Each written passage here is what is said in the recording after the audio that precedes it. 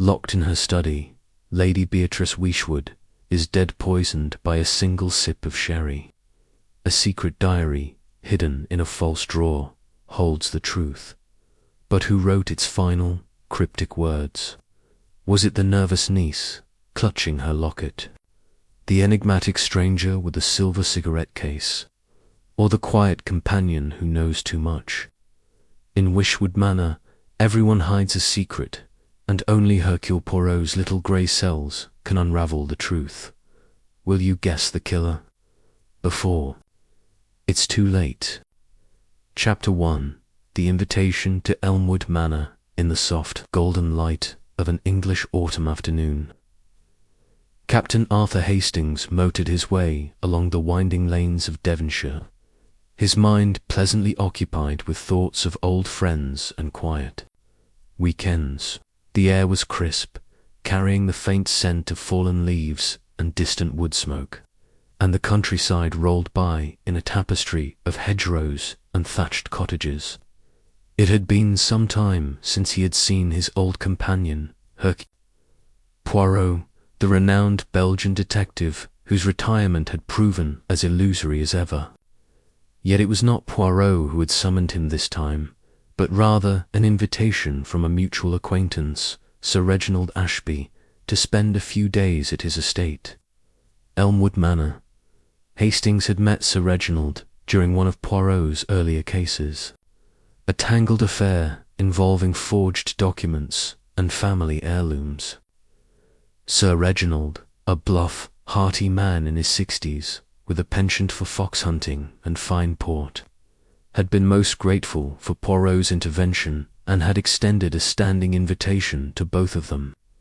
Now, it seemed, he was hosting a small gathering at his manor, and Hastings had been delighted to accept, especially when he learned that Poirot himself would be joining them.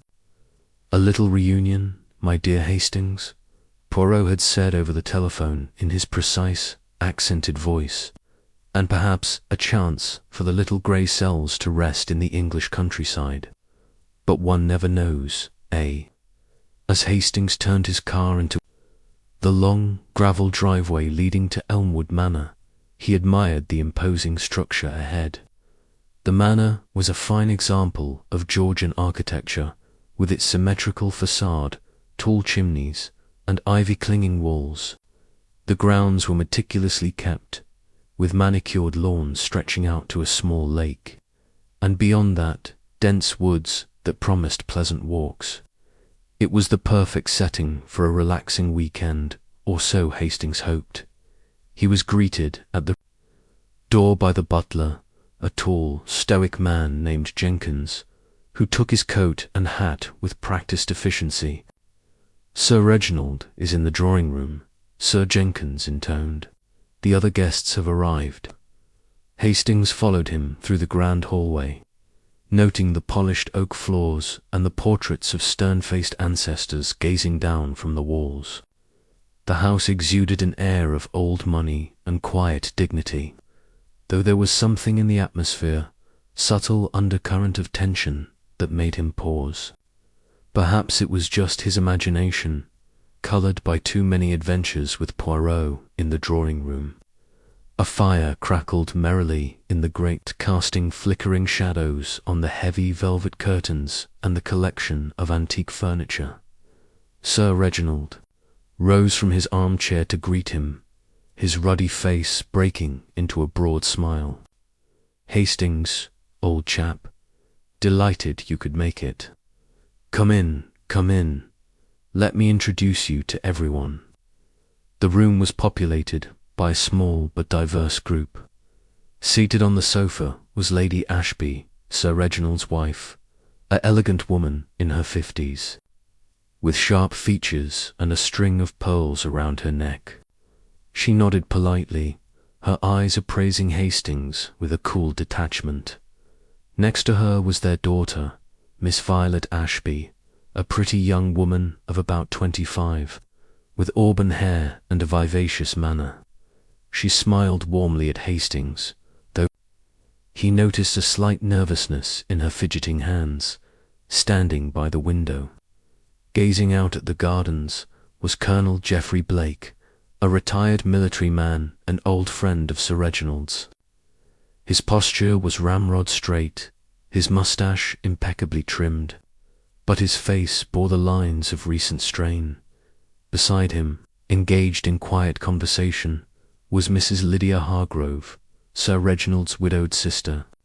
She was a plump, matronly woman with a kind face, dressed in subdued grey, as if still in mourning for her late husband, and finally, seated in a backed chair near the fire, was Miss Jane Marple, no relation to the famous detective of St. Mary Mead, but a distant cousin of Lady Ashby. Miss Marple was an elderly spinster, frail in appearance, with white hair neatly pinned and wire-rimmed spectacles perched on her nose. She clutched a small leather-bound book in her lap, which Hastings took to be a diary or notebook, and her eyes, sharp and observant, darted around the room with surprising alertness for one of her age. "Ah, and here's our Belgian friend now," Sir Reginald boomed as the door opened again. Hercule Poirot entered with his characteristic mincing step, his egg-shaped head held high, his moustache waxed to perfection. He was impeccably dressed in a tailored suit, complete with patent leather shoes that gleamed even in the dim light. "Mon ami Hastings," he exclaimed, his green eyes twinkling. "You have arrived just in time for the tea. And Sir Reginald, how good it is to be here in this charming manner." Poirot bowed slightly to the assembled company, his manner courteous and composed. Hastings watched as he took in the room with a single, sweeping glance, no doubt cataloguing every detail, the placement of the furniture, the expressions on faces, the subtle dynamics at play. Tea was served promptly at 4 o'clock, as was the English custom. Jenkins wheeled in a trolley laden with scones, cucumber sandwiches, and a steaming pot of Earl Grey. The conversation flowed lightly at first, the weather, the latest London gossip, Sir Reginald's plans for a hunting party the next day, but Hastings sensed an underlying unease. Violet Ashby seemed particularly distracted, her laughter a touch too forced. Colonel Blake kept glancing at his watch, and Mrs. Hargrove fidgeted with her handkerchief. Miss Marple, however, remained serenely observant, her pen occasionally scratching in her little diary. "I find it so useful to jot down my thoughts," she remarked to no one in particular. "One never knows when a small detail might prove important." Poirot, seated beside Hastings, sipped his tea delicately. "Ah, mademoiselle, you are a woman after my own heart. The details, they are everything. The little things that others overlook, these are what reveal the truth." As the afternoon wore on, Sir Reginald proposed a stroll in the gardens before dinner. The group agreed, and they dispersed to fetch coats and scarves. Hastings found himself walking alongside Poirot, the gravel crunching under their feet. "A pleasant gathering, a Poirot," Hastings said. Poirot nodded, but his expression was thoughtful. "Pleasant, yes, but there is something ... Attention, Nan. The air, it is thick with secrets. Look at Mademoiselle Violet, she smiles, but her eyes, they are worried. And the Colonel, he checks the time, as if awaiting an event." Hastings chuckled. "You're imagining things, old man. It's just a weekend party, perhaps," Poirot murmured. But Hercule Poirot, he does not imagine, he observes. They returned to the manor as dusk fell, the sky streaked with pink and orange. Dinner was announced at 7, and the guests assembled. In the dining room, a grand space with a long mahogany table and crystal chandeliers. The meal was sumptuous: soup, roast beef, Yorkshire pudding, all served with fine wines from Sir Reginald's cellar. Conversation turned to more personal matters. Sir Reginald spoke of his recent financial ventures, hinting at some troubles with investments. Lady Ashby mentioned a family heirloom, a diamond necklace that had gone missing years ago but was recently rediscovered. Colonel Blake regaled them with tales of his days in India, while Mrs. Hargrove lamented the rising costs of maintaining her own modest home. Miss Marple said little, but her eyes missed nothing. At one point, she leaned toward Violet and whispered something that made the young woman blanch. After dinner, the party retired to the library for coffee and brandy. The room was cozy, lined with bookshelves and warmed by another fire. Sir Reginald lit a cigar, and the men discussed politics while the ladies chatted about village affairs. It was around 9 o'clock when the first sign of trouble emerged.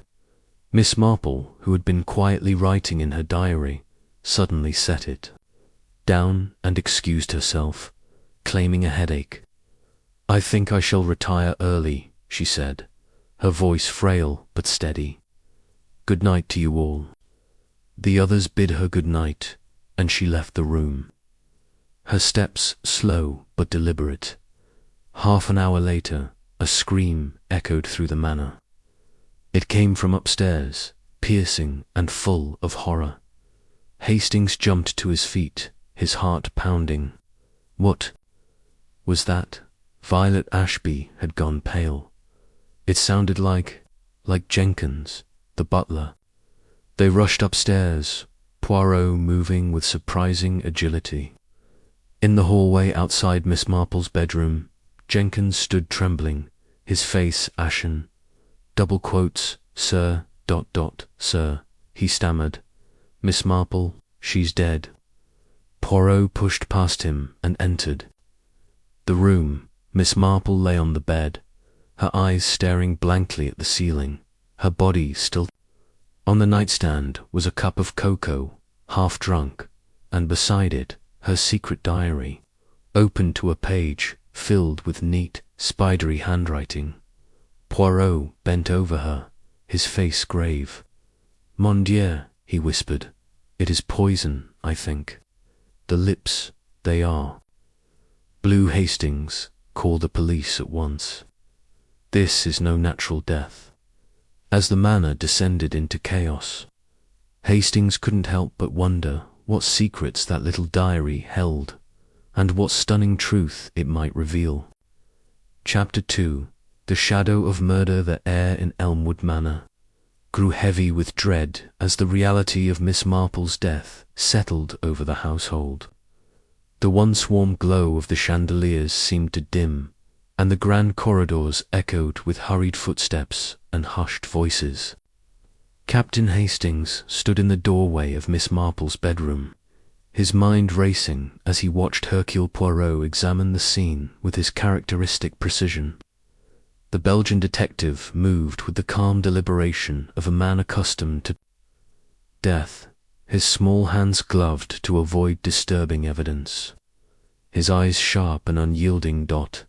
Miss Marple lay as they had found her, her frail form unnaturally still on the four-poster bed. Her white hair, so neatly pinned earlier, was slightly dishevelled, and her spectacles had slipped down her nose. The cup of cocoa on the nightstand emitted a faint, bitter odour, discernible only to Poirot's keen senses. The diary, its leather cover worn but intact, lay open beside her, its pages filled with meticulous notes in a hand that spoke of discipline and observation. "Poison, you say?" Hastings ventured, his voice low.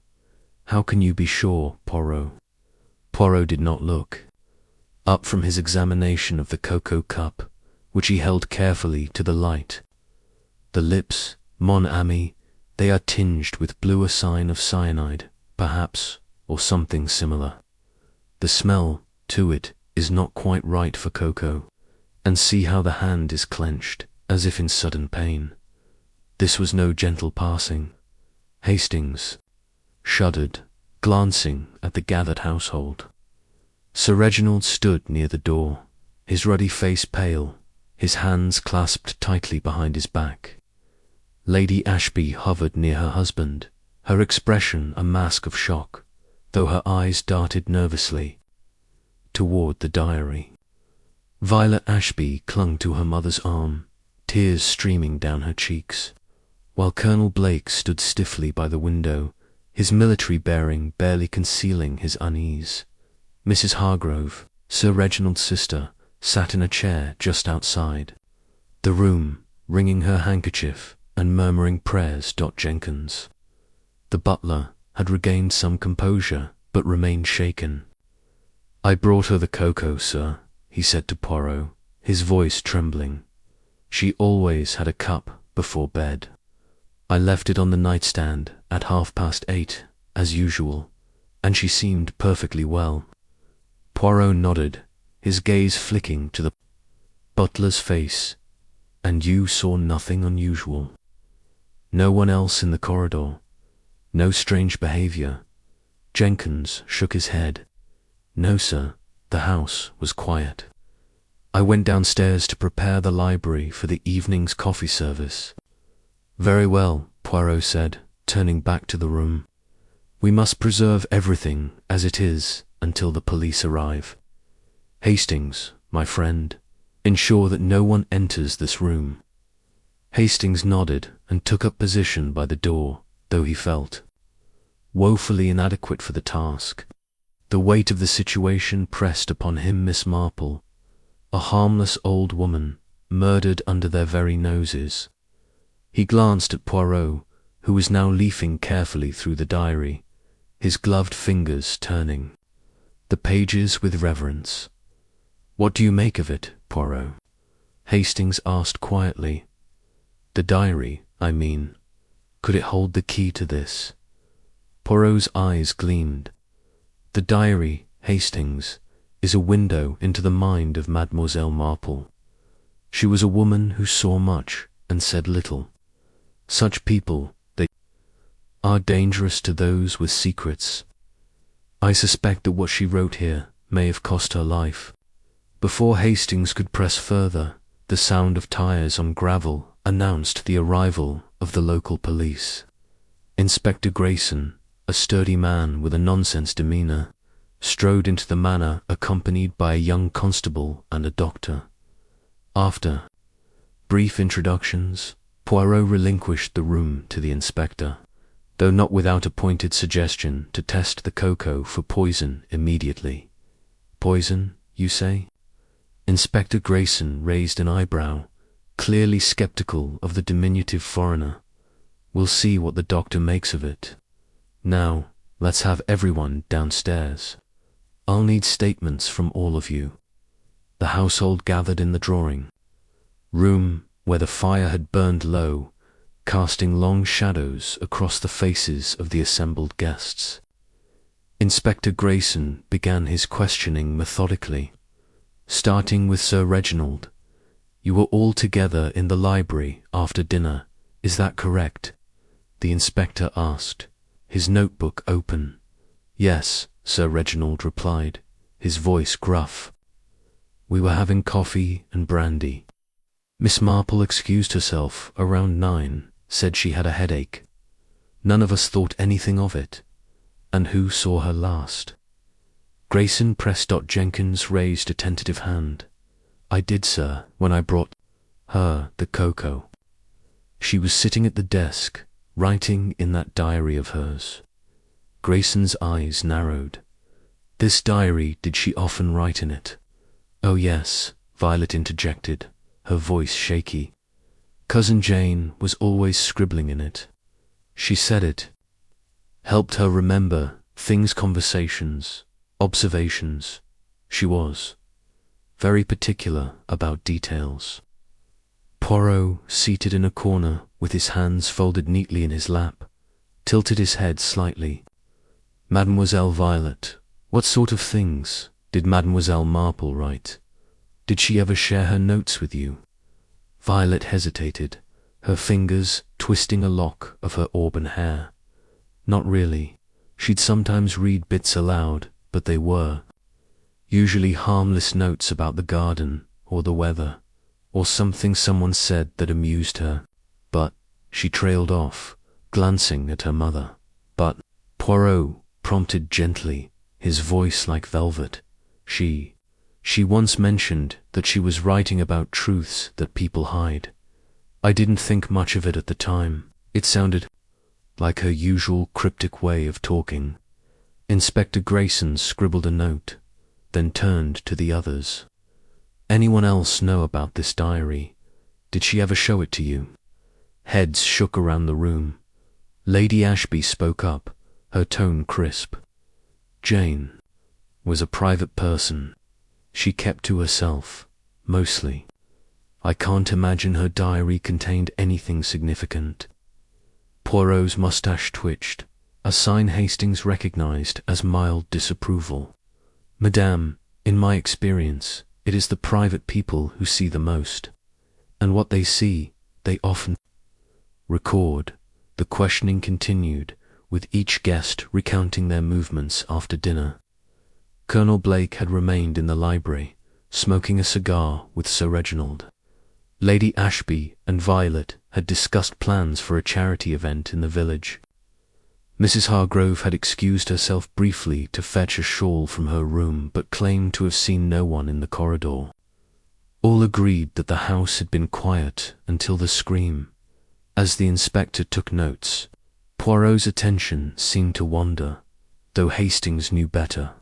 His friend was absorbing every word, every gesture, every flicker of emotion.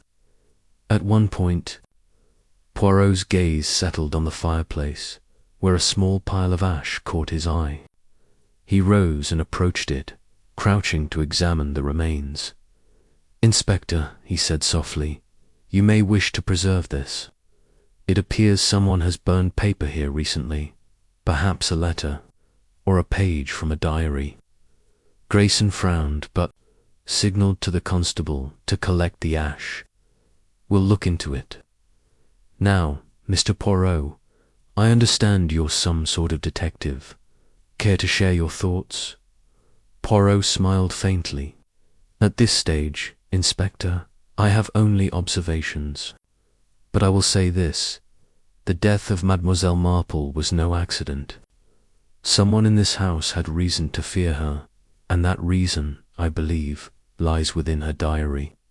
We must find out what she knew and why it was worth killing for." The room fell silent, the weight of his words hanging in the air. Violet stifled a sob, and Colonel Blake's jaw tightened. Lady Ashby's hand gripped her pearls, and Sir Reginald cleared his throat uncomfortably. As the police continued their work, Poirot drew Hastings aside. "Mon ami, this is a puzzle of the human heart. The diary, it is the key, but it is also a trap. We must tread carefully, for the murderer is among us, and they are watching." Hastings nodded, his stomach knotting. The peaceful weekend at Elmwood Manor had turned into a nightmare, and he had the sinking feeling that the worst was yet to come. Chapter 3. The methodical inquiry begins. The night stretched long and restless at Elmwood Manor, the once inviting halls now shadowed by suspicion and grief. Captain Hastings retired to his room shortly after midnight, but sleep eluded him. The image of Miss Marple's lifeless form haunted his thoughts, as did the enigmatic diary that Poirot had so carefully examined. What secrets had the old woman uncovered in her quiet observations, and who among the household had felt threatened enough to silence her forever? By morning, a grey mist hung over the grounds, mirroring the sombre mood within. Breakfast was a subdued affair in the dining room, with most of the guests picking at their food in silence. Sir Reginald, ever the host, attempted to rally spirits with talk of the weather, but his efforts fell flat. Lady Ashby sipped her tea with a distant expression, while Violet stared vacantly at her plate, her eyes red from crying. Colonel Blake buttered his toast with mechanical precision, and Mrs. Hargrove murmured about the shock to her nerves. Poirot, however, appeared as composed as ever, his moustache impeccably groomed, his suit pressed to perfection. He entered the room with a quiet bonjour and took his seat beside Hastings, helping himself to a modest portion of eggs and toast. A fine English breakfast, Nan, he remarked lightly, though his eyes scanned the table with intent. Inspector. Grayson had left a constable on duty overnight and promised to return with the doctor's preliminary report. In the meantime, the household was instructed to remain on the premises. No one was to leave without permission. This edict hung over them like a pall, heightening the tension. After breakfast, Poirot drew Hastings into the library, where the fire had been freshly lit against the chill. The room smelled of leather-bound books and wood smoke, a comforting contrast to the previous night's horrors. Poirot settled into an armchair, his hands steepled under his chin. "Mon ami," he began, his voice low and measured, "we must proceed with order and method. The police, they will do their work, the fingerprints, the tests on the cocoa. But Hercule Poirot, he concerns himself with the mind, the psychology. Why was Mademoiselle Marple killed? What did she know that posed a danger?" Hastings nodded, leaning forward. "The diary, surely. You glanced through it last night. Did you find anything?" Poirot's eyes twinkled faintly. "Ah, the diary. It is a treasure trove of observations, Hastings. Mademoiselle Marple wrote of conversations. Overheard, gestures noted, inconsistencies in stories. She was like a spider in her web, watching the flies. But the last entries, they are most intriguing. She mentions a deception long buried, and the truth about the necklace, also. A reference to the Colonel's secret burden. We must explore. These, the necklace," Hastings echoed. "Lady Ashby mentioned a family diamond necklace last night at dinner. Said it had been missing, but was found recently. Precisement. And the Colonel, his manner, it is strained. We shall begin our inquiries there, but discreetly, Hastings. We do not accuse. We observe and question." With that, Poirot rose and suggested they speak to each member of the household individually. Inspector Grayson, upon his return mid-morning with confirmation that the cocoa had indeed been laced with cyanide, grudgingly allowed Poirot to assist, provided he shared any findings. "You're a meddler, Mr. Poirot," the inspector grumbled, "but I've heard of your reputation. Just don't muddy the waters." Poirot bowed slightly. "I assure you, Inspector, I shall clarify them. Their first interview was with Jenkins, the butler. Conducted in the butler's pantry, a small, orderly room lined with silverware and crystal. Jenkins stood rigidly, his uniform spotless, but his hands betrayed a slight tremor. "Tell me, Jenkins," Poirot began, his tone amiable, "how long have you served at Elmwood Manor?" 25 years, sir," Jenkins replied, "since Sir Reginald's father was master. And Mademoiselle Marple, she was a frequent guest." "Not frequent, sir, but regular. She was Lady Ashby's cousin, you see. Stayed perhaps twice a year, for a week or so. Always polite, never demanding." Poirot nodded, his gaze fixed on the butler's face. "The cocoa, you prepared it yourself?" "Yes, sir, from the kitchen stores. Milk, cocoa powder, a touch of sugar as she liked it. I carried it up at 8:30 precisely. And the cyanide, where might it have come from? Is there rat poison in the house, perhaps?" Jenkins paled. "There is, sir, in the gardener's shed. But it's locked, and only the gardener and I have keys. I swear I didn't." Poirot raised a hand. "Comtois, Jenkins, I do not accuse. But tell me, Did you notice anyone near Miss Marple's room after you delivered the cocoa? No, sir. I went straight downstairs. The family was in the library. Very well. One more thing. The diary. Did Mademoiselle Marple ever speak of it to you? Jenkins hesitated. Once, sir. She said it was her record of human folly. Laughed about it, but her eyes were serious. Poirot dismissed him with a nod, and Jenkins left, mopping his brow. Next, they spoke to Mrs. Hargrove in the morning. Room, a sunny space overlooking the gardens. She sat primly on a chintz sofa, her plump hands folded in her lap. Mrs. Hargrove, Poirot said gently, you are Sir Reginald's sister. How well did you know Mademoiselle Marple? Not intimately, Mr. Poirot, she replied, her voice soft.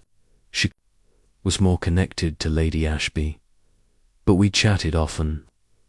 Jane was observant, too observant, perhaps. Too observant, Poirot echoed, leaning forward. Mrs. Hargrove flushed. She had a way of noticing things. Like my late husband's death, she mentioned them once, kindly, but it startled me. I thought no one knew. Hastings exchanged a glance with Poirot. Financial motives. And last night, Poirot continued, you left the library briefly to fetch a shawl. At what time? Around 8:45, I think. My room is down the hall from Jane's. I saw no one, heard nothing.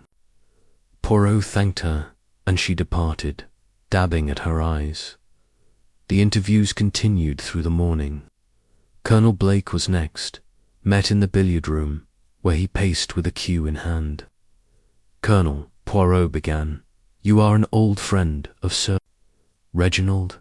What brought you to this gathering? Blake stopped pacing, his moustache bristling. Just a weekend visit, old boy. Hunting cards, that sort of thing.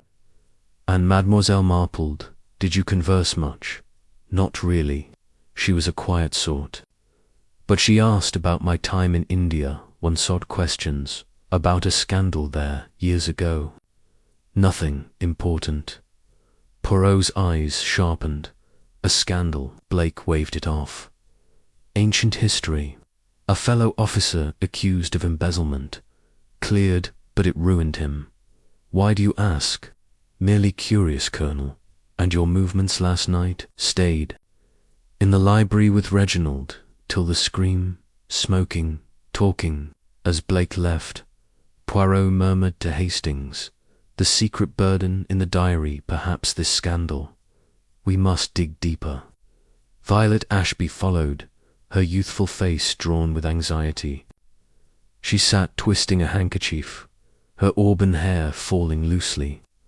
Mademoiselle Violet, Poirot said kindly, you were fond of your cousin Jane. Oh yes, Violet whispered. She was like a grandmother to me, always listening, advising. And her diary, did she ever show you entries? Once or twice, harmless things. But yesterday, during the stroll, she said something strange. I've written it all down. My dear, the lies about the necklace. I didn't understand. The necklace again, Hastings muttered. Poirot nodded. And last night, where were you after? Dinner, with Mother, planning the charity ball. We didn't leave the library. Lady Ashby was interviewed in her private sitting room, her poise unbroken despite the circumstances.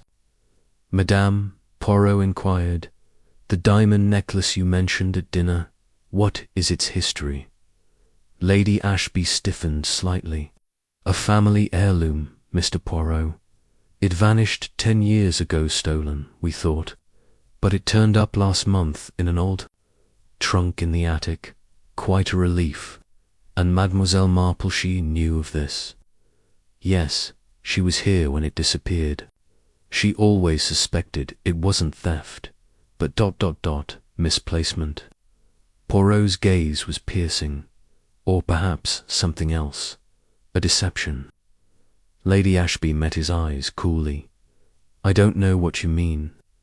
Finally, Sir Reginald, in his study, surrounded by hunting trophies. Sir Reginald, Poirot said, your financial ventures, you spoke of troubles. Might they relate to the necklace? Sir Reginald blustered. What? No. Sold it once, years ago, to cover debts discreetly. Bought it back recently. Family. Secret, you understand. Ah, Poirot said softly. And Mademoiselle Marple she knew. Sir Reginald deflated. She guessed. Confronted me yesterday. Said she'd written it down. As the interviews concluded, Inspector Grayson shared the doctor's report. Death by cyanide. Administered via the cocoa between 8:30 and 9:15. No fingerprints on the cup but Miss Marple's. Poirot paced the library, his mind worry. The pieces, they begin to fit. Hastings. Motives abound, secrets of money, scandal, deception. But which one led to murder? Hastings felt a chill. The net was tightening, but the killer remained hidden in plain sight. Chapter 4. The web of a legacy, the morning mist had burned away, leaving Elmwood Manor bathed in pale sunlight that did little to lift the oppressive atmosphere within its walls. By midday, the household was a hive of nervous energy, with the police presence adding to the strain. Constable Harris, a young man with a notepad perpetually in hand, patrolled the corridors, while Inspector Grayson set up a temporary headquarters in the manor study. Hercule Poirot, however, preferred the library. As his base, its shelves of leather-bound books providing a quiet backdrop for his meticulous inquiries. Captain Hastings followed him like a faithful shadow, his mind buzzing with the details of the previous day's interviews. Poirot sat at a polished oak table, Miss Marple's diary open before him. He had obtained permission from Inspector Grayson to examine it further, provided he shared any significant findings. The diary's pages were a testament to Miss Marple's keen observation, filled with precise notes on conversations, mannerisms, and seemingly trivial details. Poirot's gloved fingers turned the pages with care, pausing occasionally to murmur to himself, in French, Hastings, he said at last, looking up. The mind of Mademoiselle Marple was a mirror, reflecting the truths others wished to conceal. Here, in these pages, we find the threads of a tapestry: motives, secrets, lies. But which thread, when pulled, reveals the murderer? Hastings leaned over, peering at the spidery handwriting. Anything specific catch your eye? Poirot pointed to an entry dated the previous day, written in the hours before the fatal gathering. It read, "Dinner tonight. Tension palpable. R. Speaks of investments with forced cheer. V. Avoids my gaze guilty conscience. The necklace affair resurfaces, and L is defensive. G carries a weight from long ago. Must confirm suspicions tomorrow. R. V. L. G. Hastings mused. Sir Reginald, Violet, Lady Ashby, and Colonel Blake, surely. Precisement, Poirot replied. And this mention of the necklace agate is central, I think. But there is more. See here, an earlier note. J. Overheard in pantry. Speaking of a key, why does a butler need a secret? Jenkins, perhaps. Before Hastings could respond, Inspector Grayson entered, his face set in a scowl. Mr. Poirot, we've tested the ash from the fireplace. It's paper, all right, but too far gone to read. Could be anything, a letter, a note, or, as you suggested, a page from that diary. Any luck with it? Poirot closed the diary with a snap. It is a gold mine, Inspector, but one must know how to mine. I propose we reconstruct the evening of the murder, minute by minute. Alibis, movements, opportunities, These will guide us. Grayson nodded grudgingly. Fair enough. I've got statements, but they're a mess of contradictions. Let's have everyone in the drawing room at 2 o'clock. We'll go through it together. The drawing room was a somber stage for the gathering, its heavy curtains drawn against the afternoon light. The guests sat in a loose semicircle, their faces a gallery of unease. Sir Reginald fidgeted with his cufflinks. Lady Ashby sat rigidly upright. Violet clutched a handkerchief, Colonel Blake stared at the floor, and Mrs. Hargrove twisted her rosary beads. Jenkins stood by the door, his posture stiff but his eyes darting nervously. Inspector Grayson took the lead, his notebook open. Right, let's establish a timeline. Miss Marple left the library at 9 o'clock, claiming a headache. Jenkins, you delivered her cocoa at 8:30, correct? Yes, sir, Jenkins said. I left it on her nightstand and returned downstairs immediately, and no one saw her after that until the scream at 9:30. Grayson pressed, heads shook, though Violet hesitated. I passed her door around 8:50, on my way to my room to fetch a book. I heard her moving about, but I didn't go in. Poirot's eyes narrowed. Moving about, Mademoiselle Violet, or perhaps speaking with someone. Violet flushed. No, just rustling, like she was turning pages or adjusting her bedclothes. Poirot turned to Mrs. Hargrove. Madame, you fetched a shawl at 8:45. Did you pass Miss Marple's room? Mrs. Hargrove nodded. I did, but her door was closed. I heard nothing. And you, Colonel Blake? Poirot asked, his tone deceptively mild. Blake cleared his throat. In the library with Reginald till the scream. Didn't leave. Sir Reginald confirmed this. With a nod, we were discussing the hunt for tomorrow. Never left the room. Lady Ashby spoke up, her voice cool. Violet and I were together in the library, planning the charity ball, until we heard Jenkins scream. Poirot paced slowly, his hands clasped behind his back. So, we have a window between 8:30, when Jenkins delivered the cocoa, and 9:30, when the body was found. The poison, it acts quickly, cyanide kills in minutes. The fatal dose was likely added after Jenkins left the room. Who, then, had opportunity? Grayson frowned.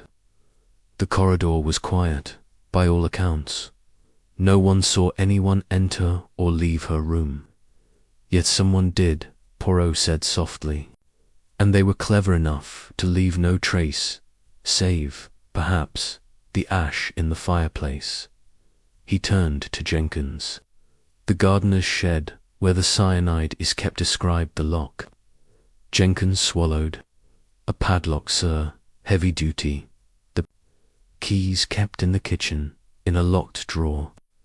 Only I have access, and the gardener, Mr. Stokes, who's been away this week. And this drawer, Poirot pressed, it is secure. Yes, sir. I checked it this morning. Still locked, key in place. Poirot nodded, his expression unreadable. Very well. Let us consider the diary. Mademoiselle Marple wrote of a deception long buried and the truth about the necklace. Madame Ashby, you said the necklace was found recently. Where, precisely? Lady Ashby's lips tightened. In an old trunk in the attic, as I said, wrapped in a shawl. We assumed it was misplaced during a house cleaning years ago. Assumed, Poirot echoed. But Mademoiselle Marple thought otherwise. She wrote of lies. Perhaps someone sold it, or hid it, for reasons of their own. Sir Reginald shifted, uncomfortably. Look here, Poirot. I told you, in confidence, it was sold to cover debts, then repurchased. No need to drag it out. Poirot's moustache twitched. And yet, Sir Reginald, Mademoiselle Marple knew. Did she confront anyone else? Violet spoke up, her voice trembling. She spoke to me yesterday, in the garden. Said she'd written something important about the necklace. Something that would set things right. I thought she meant giving it back to Mother. Poirot's gaze softened. And what else, mademoiselle? Did she mention anyone by name? Violet shook her head no, but she looked at Colonel Blake when she said it. I thought it odd. All eyes turned to Blake, who bristled. Nonsense. I barely spoke to the woman. She was always scribbling, poking her nose where it didn't belong. Indeed, Poirot murmured. And what did she find, I wonder, about? Your secret burden. Blake's face reddened, but he said nothing. Grayson interjected. Enough speculation. We've got alibis, but they're shaky. Violet and Mrs. Hargrove were near Miss Marple's room around the critical time. The rest claimed to have been in the library. We'll need to verify these movements. Poirot nodded. And I suggest, Inspector, a search of the rooms. The cyanide, it came from somewhere. Perhaps a vial, a container, remains. Grayson agreed, and the household was instructed to remain in the drawing room while the constable and Jenkins conducted a search. Poirot, however, requested to accompany them, citing his eye for detail. Hastings followed, watching as Poirot moved through each room with the precision of a bloodhound dot in Violet's room. They found a letter tucked under a blotter, addressed to a Mr. L. It spoke of debts repaid and promises kept. Poirot pocketed it with a nod to Grayson. In Colonel Blake's room, a locked cigar box yielded a photograph of a young woman, inscribed with the words, "Forgive me, G." In Mrs. Hargrove's room, a bottle of sleeping draught sat on the nightstand, its label faded but intact. As they returned to the drawing room, Poirot's expression was grim. The pieces, they multiply, Hastings. A letter, a photograph, a bottle, each a clue, yet none complete. We must unravel the alibis further. Grayson announced that the search had found no cyanide, but Poirot seemed undeterred. The murderer is clever, Inspector. They cover their tracks. But Hercule Poirot, he sees what is hidden. As the afternoon waned, Hastings felt the weight of suspicion settle over the manor. Every glance, every word, seemed laden with meaning. Miss Marple's diary, still in Poirot's possession, held the key, but its secrets were proving as elusive as the killer. Chapter 5. The red herrings emerged. The second day at Elmwood Manor dawned with a heavy sky, clouds pressing low over the Devonshire countryside, as if mirroring the growing unease within the house. Captain Hastings woke with a start, his dreams troubled by visions of Miss Marple's lifeless form and the cryptic entries in her diary. The weight of the investigation was beginning to tell on him, but Hercule Poirot, when Hastings met him at breakfast, appeared as unruffled as ever. His suit was immaculate, his moustache perfectly symmetrical, and his green eyes sparkled with the quiet intensity of a man whose mind was fully engaged. Bon matin, Hastings, Poirot greeted, delicately spreading marmalade on his toast. You look troubled, mon ami. The little grey cells, they do not rest. Hastings sighed, glancing around the dining room. The other guests were present but subdued, their conversations stilted. It's this blasted case, Poirot. Everyone seems to have a secret. And that note about Colonel Blake, it's damning, isn't it? Do you think he's our man? Poirot's moustache twitched with amusement. The Colonel, he is a likely suspect. Nan. The note, the diary, his defensive manner all point to him. And yet, Hastings, In a case such as this, the obvious is often a trap. The red herring, it swims to distract us from the truth. Red herring, Hastings frowned. You mean someone's trying to frame him? Perhaps, Poirot replied, sipping his coffee. Or perhaps the Colonel's secret is real, but not the motive for murder. We must cast our net wider. There. Conversation was interrupted by the arrival of Inspector Grayson, who entered with a brisk air, clutching a telegram. Morning, all. I've had word from the lab. The cocoa definitely contained cyanide, and the quantity was enough to kill in minutes. No other poisons detected. We're still checking for fingerprints, but the cup was wiped clean, save for Miss Marple's own. Poirot nodded thoughtfully. A careful murderer then, and the ash from the fireplace any further analysis? Grayson shook his head. Nothing readable, could be anything, but we're focusing on the cyanide source. Jenkins swears the gardener's shed was locked, but we're sending a man to check it today. Very good, Poirot said, but I suggest, Inspector, that we also examine the relationships between our suspects. The diary, it hints at connections, debts, promises, scandals. Let us speak to Mademoiselle Violet again. Her letter to Mr. L. intrigues me. Grayson agreed, and after breakfast, Poirot and Hastings found Violet in the conservatory, tending to a tray of orchids. Her auburn hair was pinned loosely, and her face bore the strain of sleeplessness. She started at their approach, nearly dropping a watering can. Mademoiselle Violet, Poirot began, his tone gentle. We found a letter in your room, addressed to a Mr. L. It speaks of debts repaid and promises kept. Can you explain? Violet's cheeks flushed, and she set the watering can down with a trembling hand. It's private, Mr. Poirot, a personal matter. Murder, mademoiselle, makes all matters public, Poirot said firmly. Who is this, Mr. L? Violet hesitated, her eyes darting to the door. It's Lionel Trent, a friend in London.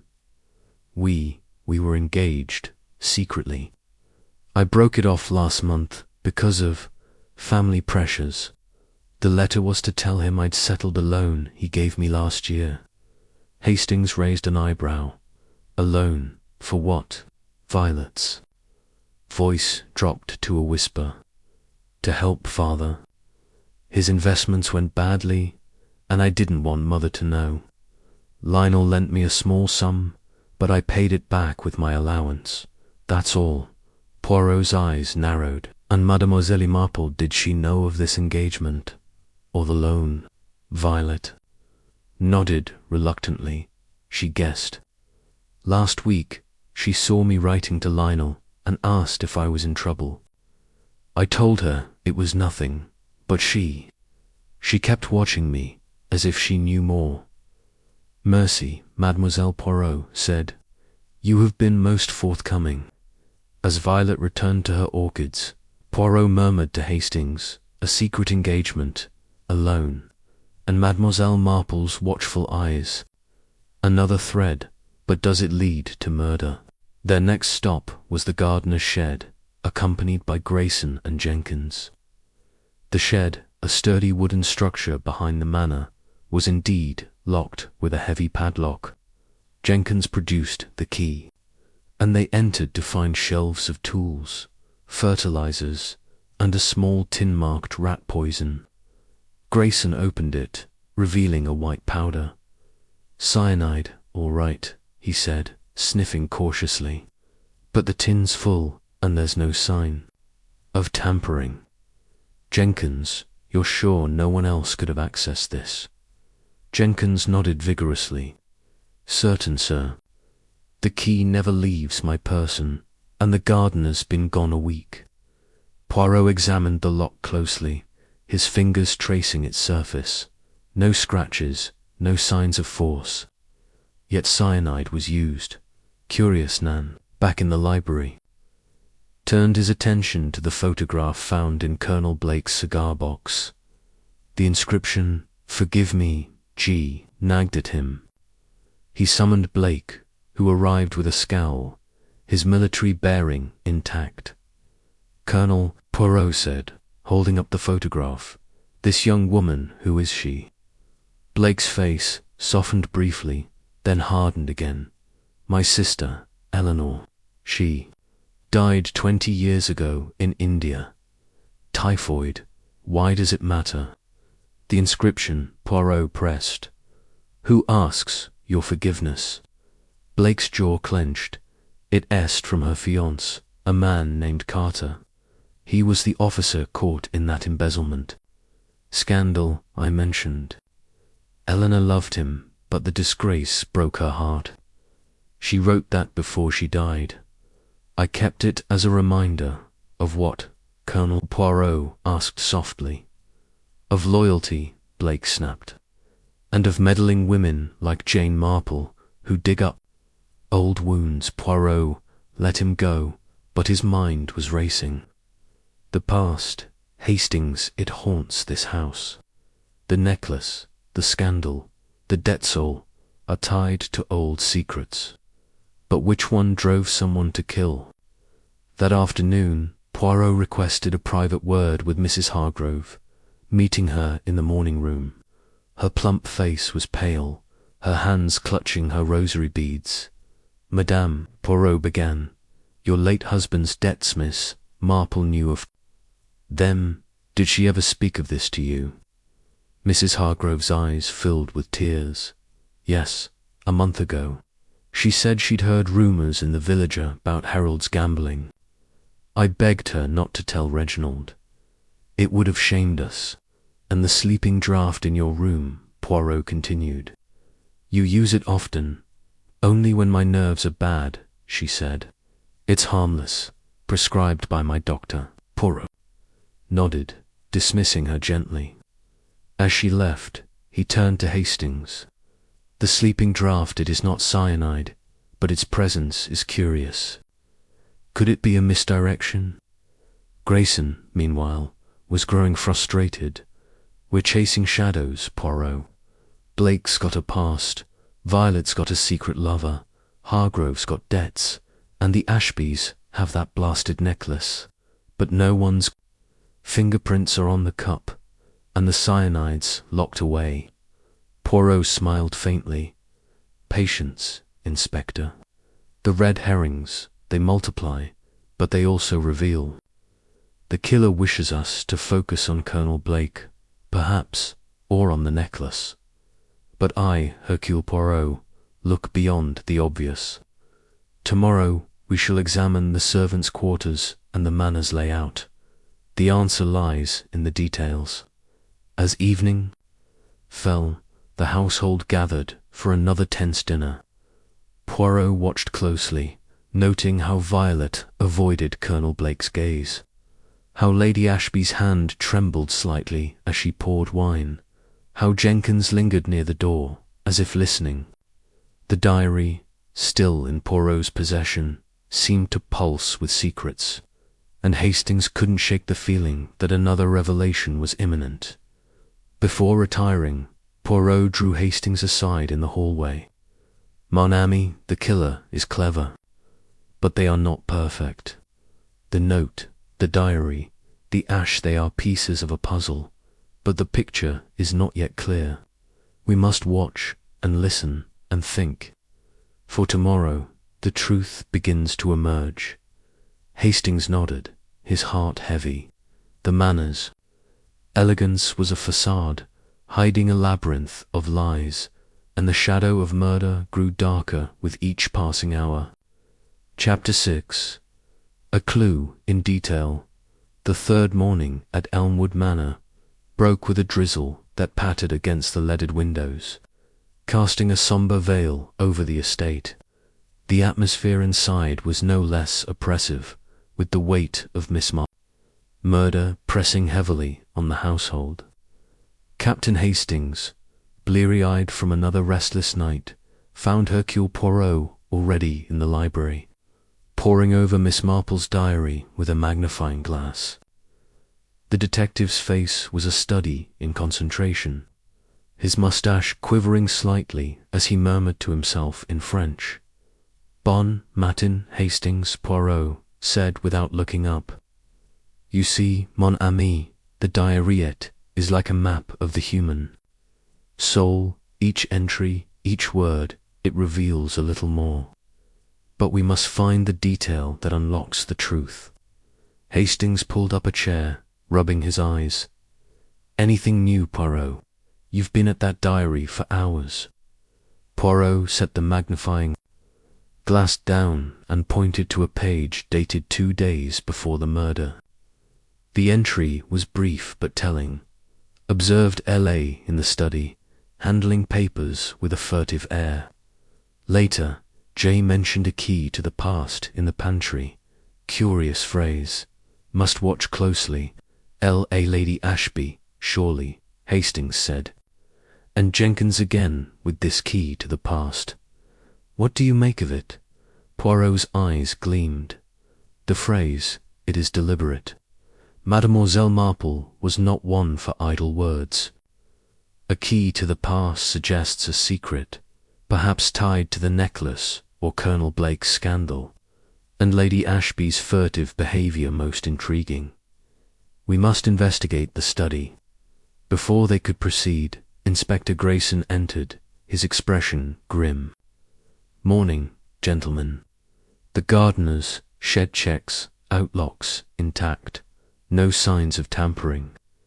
The cyanide tin was full, as Jenkins said, but I've had a word with the village chemist. He sold a small quantity of cyanide to the manor last year for rat control. Jenkins signed for it. Poirot nodded thoughtfully. And the key to the shed Jenkins alone has access. So he claims, Grayson said, but I'm not ruling him out. He had opportunity to tamper with the cocoa. Opportunity, yes, Poirot agreed, but motive. We must dig deeper. Let us examine the study, Inspector, and then speak to Lady Ashby. The study, Sir Reginald's domain, was a masculine retreat of dark wood, leather armchairs, and hunting trophies.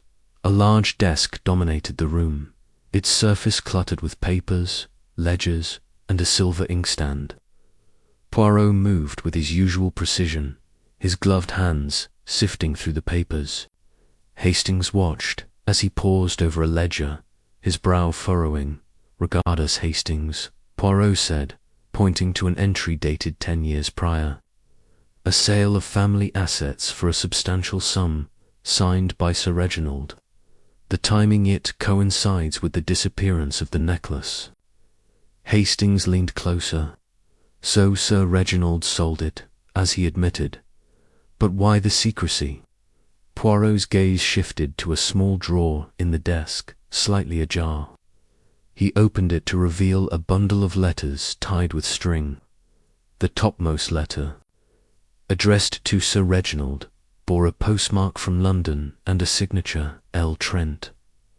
Trent, Hastings exclaimed. Violet's secret fiancé, Lionel. What's he doing writing to Sir Reginald? Poirot scanned the letter quickly. It is a demand for repayment of a loaner significant sum, lent to cover family obligations. The tone, it is polite but firm. This connects Violet's secret to her father's finances. Grayson, peering over Poirot's shoulder, grunted.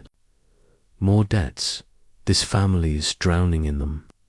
Could Miss Marple have known about this loan? Undoubtedly, Poirot replied. Her diary suggests she saw much. Let us ask Lady Ashby about her furtive air in the study.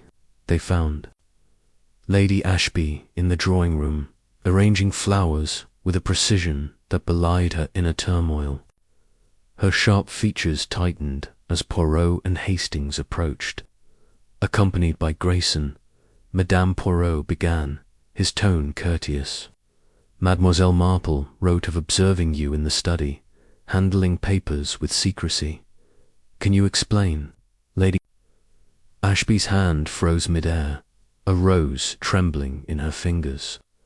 Jane was always watching, Mr. Poirot. I was merely organizing my husband's papers, bills, accounts, nothing more. Poirot's eyes narrowed. And yet, she noted your manner as furtive. Were you perhaps looking for something specific? A letter, perhaps, from a Mr. Lionel Trent? Lady Ashby's face paled, the rose slipping to the floor. How did you know about that? We found a letter in the study, Poirot said smoothly. It concerns a loan tied to your husband's financial troubles. Did Mademoiselle Marple confront you about this? Lady Ashby recovered her composure, though her voice was strained. She mentioned something last week, vague hints about money and secrets. I told her it was none of her concern. Reginald's investments failed years ago, and we made sacrifices. The necklace was one of them, but it was repurchased, Poirot pressed. By whom, and with what funds? Lady Ashby's lips tightened. That's family business, Mr. Poirot. I won't discuss it further. As she swept from the room, Grayson muttered, She's hiding something. That letter from Trent, could he be involved? Poirot shook his head. Unlikely, Inspector. Mr. Trent is in London, and the murder was committed here. But the letter, it ties Violet's secret to her parents' troubles. We must speak to Jenkins next about this key. To the past, they found Jenkins in the pantry, polishing silver with a nervous energy. He straightened as they entered, his face pale. Jenkins, Poirot said, his voice soft but commanding. Mademoiselle Marple wrote of overhearing you speak of a key to the past. What did you mean? Jenkins' hands shook, and a spoon clattered to the floor. I don't know, sir. I never said such a thing. She must have misheard. Poirot's gaze was unrelenting. Or perhaps you spoke of a key, the key to the gardener's shed, perhaps, or another key, one that unlocks a secret. Jenkins swallowed hard. I swear, sir, I meant no harm. I did mention a key once too. The attic, where the old trunks are kept. Miss Marple asked about the necklace, said she wanted to see where it was found. I told her the attic key was in the kitchen drawer. Poirot's moustache twitched. And did you give her this key? No. Sir, she said she'd ask Lady Ashby. That was 2 days ago. Grayson frowned. The attic. We searched it, nothing but dust and old furniture. Perhaps, Poirot said, but we shall look again. The attic, it may hold more than dust. The search of the attic revealed little at first. Trunks of moth-eaten clothes, a broken mirror, a stack of yellowed letters. But Poirot's keen eyes spotted a small, locked box tucked behind a beam. With Jenkins' key, they opened it to find a single item, a pawn ticket from a London shop, dated 10 years ago, for a diamond necklace. The necklace was pawned, Hastings said, stunned. Not sold outright. Precisement, Poirot replied. And repurchased recently. Perhaps with Mr. Trent's loan. But why hide the ticket? And why did Mademoiselle Marple's knowledge of this threaten someone? As they descended from the attic, Poirot's mind was alight with connections. The diary, the note, the pawn ticket, the letter to Trent all pointed to a web of financial deceit and buried secrets. But the detail that struck him most was Jenkins' mention of the attic key. If Miss Marple had sought access to the attic, she may have uncovered more than the necklace's history. At dinner, the tension was palpable. Colonel Blake avoided conversation, his eyes fixed on his plate. Violet's hands trembled as she passed the salt, and Lady Ashby's smile was brittle. Sir Reginald drank heavily, his laughter too loud. While Mrs. Hargrove murmured about returning to her own home, Poirot, ever observant, leaned toward Hastings.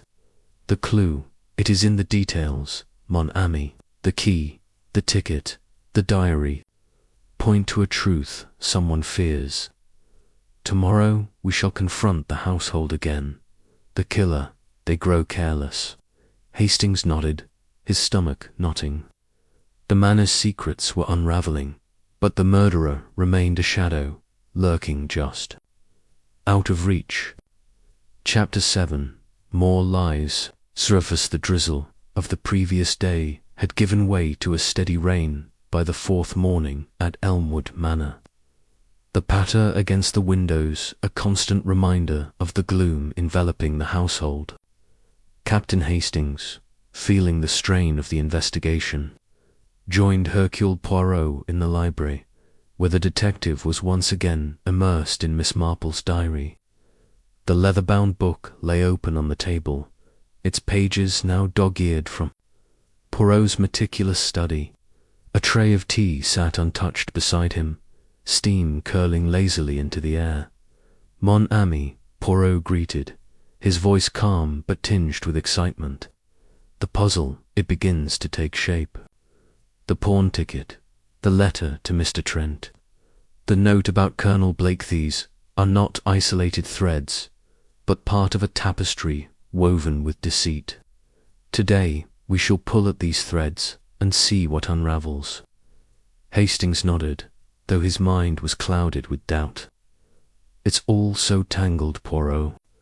The necklace, the debts, Blake's past. How do we know what's relevant? Poirot's eyes twinkled. Relevance, Hastings, lies in the contradictions. The killer believes they have hidden their tracks, but the human heart, it betrays itself. We must probe deeper into the lies. Their conversation was interrupted by Inspector Grayson, who entered with a purposeful stride, clutching a report. Morning, gentlemen. The chemist's records confirm Jenkins' Story cyanide was purchased for the manor last year, but there's no record of additional sales. We've searched the servants' quarters, nothing. However, I've had a wire from London about this. Lionel Trent. He's a respectable banker, no criminal record, but he's been pressing Sir Reginald for repayment of a substantial loan. Poirot's moustache twitched. And this Whodunit matches the sum in the letter we found. Exactly.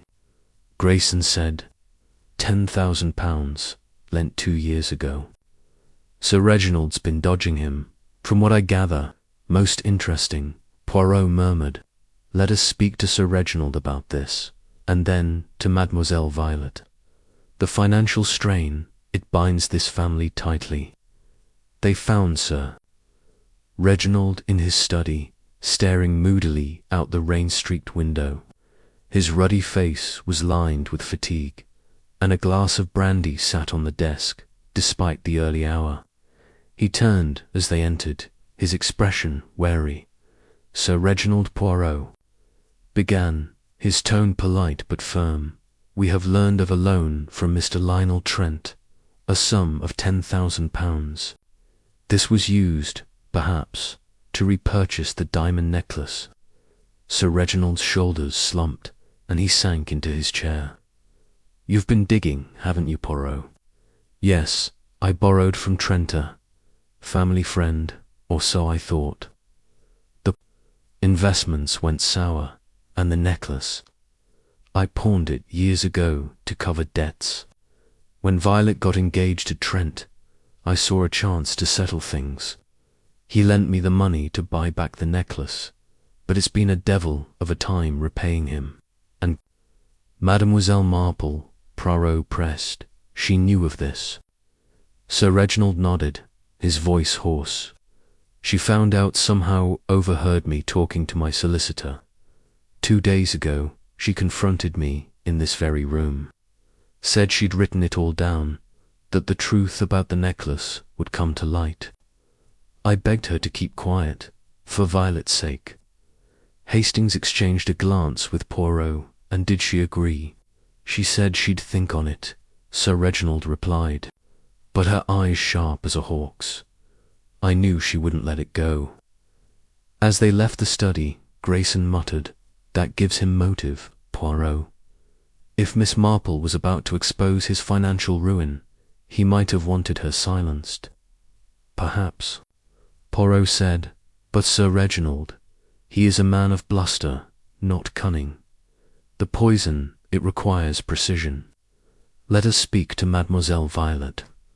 Violet was in the conservatory again, her hands busy with pruning shears, though her movements were distracted.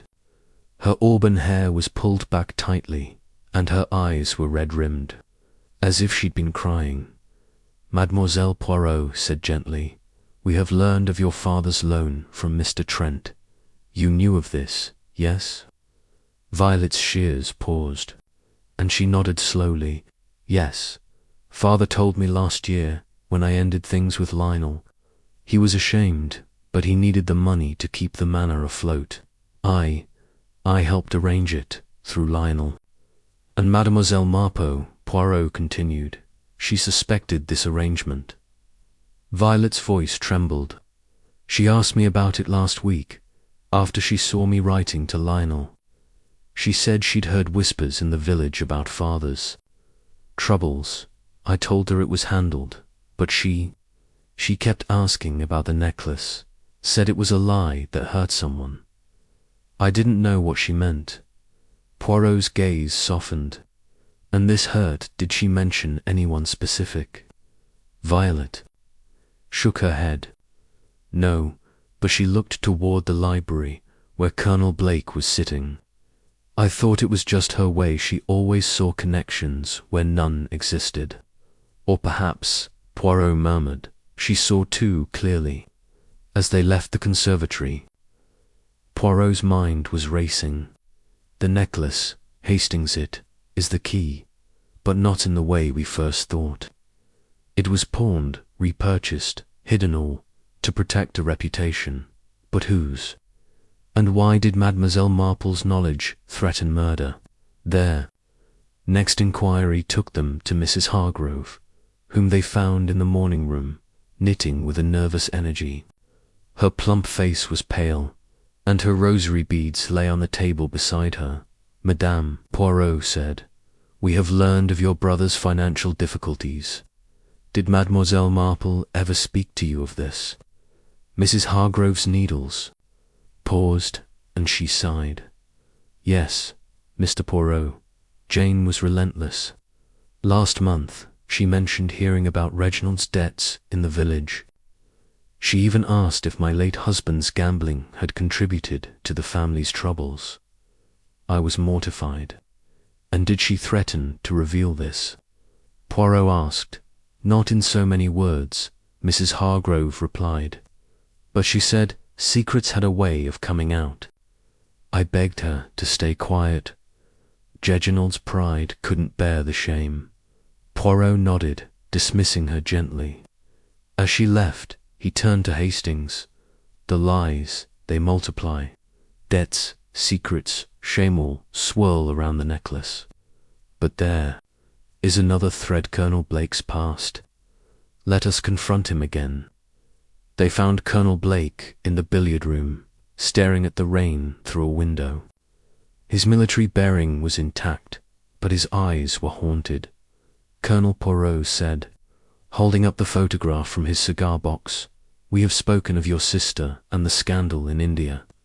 Mademoiselle Marple wrote of a secret burden. Was this burden tied to the necklace?" Blake's face hardened. "I told you, Poirot, it's ancient history. My sister, Esfiance Carter, was accused of stealing funds jewels, mostly from a regimental fund. I defended him, but he was ruined. He left India, and Eleanor died soon after. The necklace here has nothing to do with it. And yet," Poirot said, "Mademoiselle Marple thought otherwise. She wrote of a truth in India, connected to you." Blake's fists clenched. "She was wrong. I barely knew her.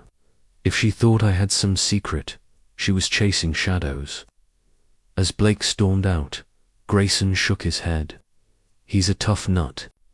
Poirot, but that scandal, could it really tie to the necklace? Perhaps, Poirot replied, or perhaps it is another lie meant to distract. The diary, it speaks of many secrets, but the truth, it is singular. That afternoon, Poirot requested a map of the manor's upper floor, which Jenkins provided. He studied the layout, noting the proximity of Miss Marple's room to Violet's and Mrs. Hargrove's, and the servants' stairs leading to the kitchen. The opportunity, it was there for many, he mused, but the motive, it lies in the past. At dinner, the atmosphere was brittle, the clink of cutlery loud in the silence.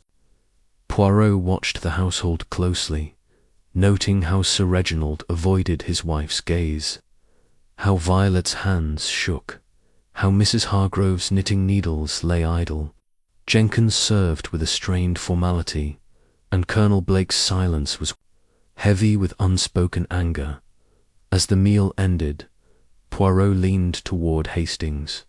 The lies, they surface, mon ami. The necklace, the debts, the scandal, they are all connected, but the killer, they hide behind these shadows. Tomorrow we shall set a trap. Hastings felt a chill.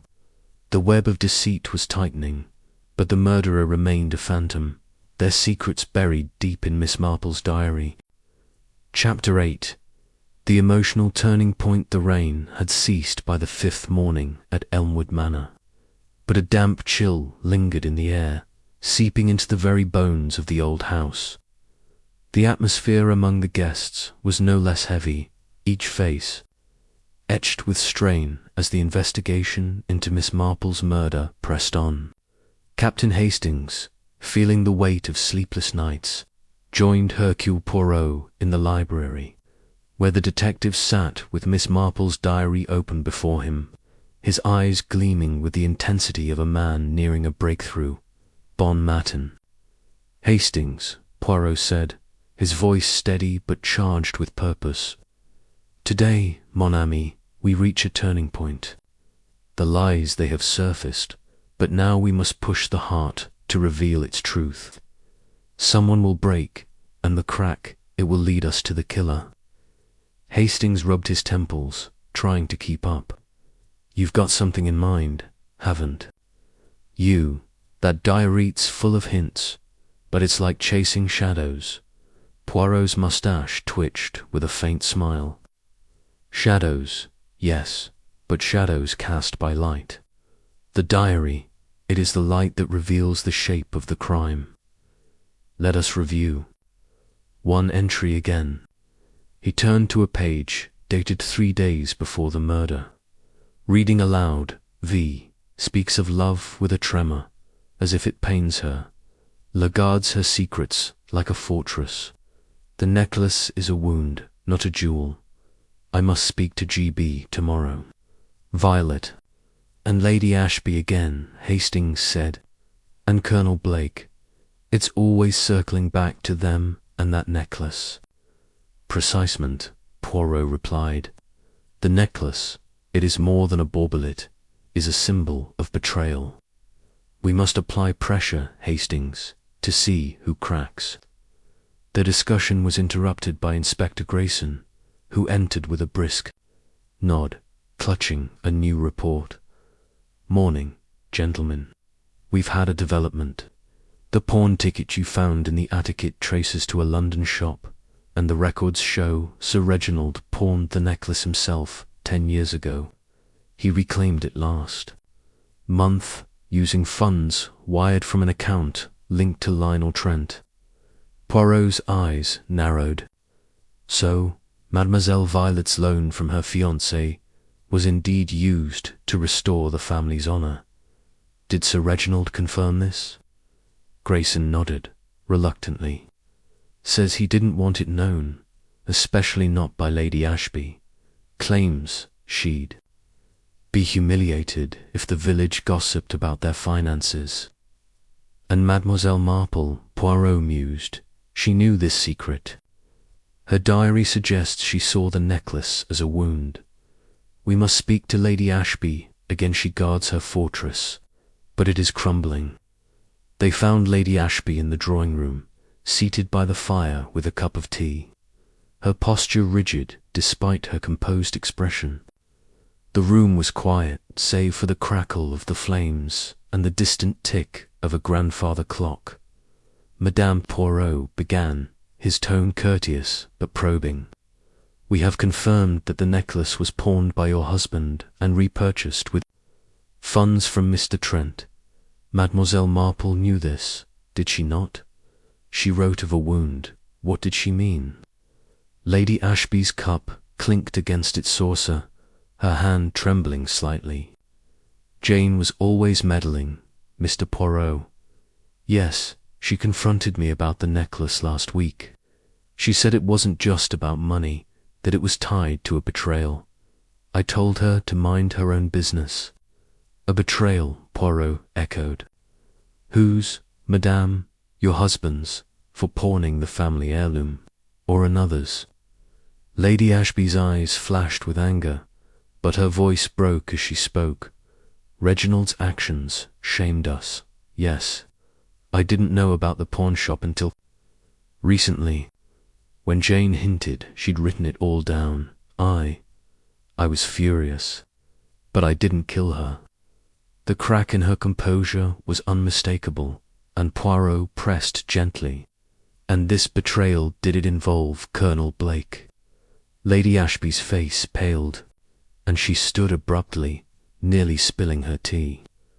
"You're fishing, Mr. Poirot. I've nothing more to say." She swept from the room, leaving a heavy silence in her wake. Grayson raised an eyebrow. "She's rattled. That's the first time. She's lost her cool." Poirot nodded. "A crack, Inspector, as I predicted. But we must also speak to Mademoiselle Violet. Her love, it pains her, according to the diary. They found Violet in the garden, wrapped in a shawl against the chill, staring at the lake. Her auburn hair was loose, and her face was drawn with grief. She turned as they approached, her eyes wary. "Mademoiselle," Poirot said softly, "Mademoiselle Marple wrote of your pain in love. Your engagement to Mr. Trent, it ended under pressure, yes. Did she know of this?" Violet's lips trembled, and she clutched her shawl tighter. "Yes, she saw me crying in the conservatory last month, after I broke it off with Lionel. She asked why, and I told her my parents disapproved. Father needed Lionel's money, but Mother said he wasn't suitable. Jane said I shouldn't sacrifice my heart for family pride." "And the necklace?" Poirot asked. "She linked it to your pain." Violet nodded, tears welling. "She said it was a symbol of lies, that it hurt someone long ago. She looked at me so sadly, as if she knew something I didn't. I begged her not to tell anyone about Lionel, but she said the truth always comes out." The young woman's voice broke, and she buried her face in her hands, sobbing. Hastings, moved by her distress, offered his handkerchief, but Poirot's expression remained focused. "Merci, mademoiselle," he said gently. "Your honesty, it is a light in this darkness." As they walked back to the manor, Grayson muttered, "Poor girl's heartbroken." "But does it make her a killer?" "Nan," Poirot said, "her pain is real, but it is not the pain of guilt. The diary, it points elsewhere. Let us confront Colonel Blake." Again his secret burden grows heavier. They found Colonel Blake in the billiard room, polishing his cue with a cloth, his movements tense. His face darkened as Poirot entered, holding the photograph of his sister. Colonel Poirot said, "Mademoiselle Marple wrote of a wound tied to the necklace, and of your burden from India. We know of the Scandior sisters, Fiancho Carter, accused of stealing jewels. Was the Ashby necklace among them?" Blake's hand froze, the cloth dropping to the floor. "You're barking up the wrong tree, Poirot. That necklace has nothing to do with India. Carter was framed, and I proved it, but too late. Eleanor died of a broken heart. Jane Marple was digging into old gossip, nothing more. And yet Poirot pressed. Her diary suggests a connection. Did she confront you? Blake's voice cracked, a rare show of emotion. Yes, damn it. 2 days ago, in the library. She asked about Carter, said she'd heard rumors the necklace was smuggled out of India. I told her it was nonsense, that she was stirring up pain for no reason. She just smiled and said she'd written it down. The Colonel's shoulders sagged, and for a moment he looked like an old man, burdened by years of grief. I didn't kill her, Poirot. I swear it. Poirot studied him, then nodded. Mercy, Colonel, your truth, it is noted, as they left. Hastings whispered, He's breaking, Poirot. That was raw, Poirot replied. The heart it speaks when pressed. But the Colonel, his pain is of loss, not guilt. The true killer, they hide behind these emotions. That evening, the household gathered for dinner, the tension thicker than ever.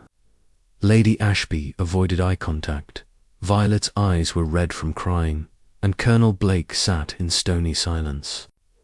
Sir Reginald drank heavily, his laughter forced, while Mrs. Hargrove murmured prayers under her breath.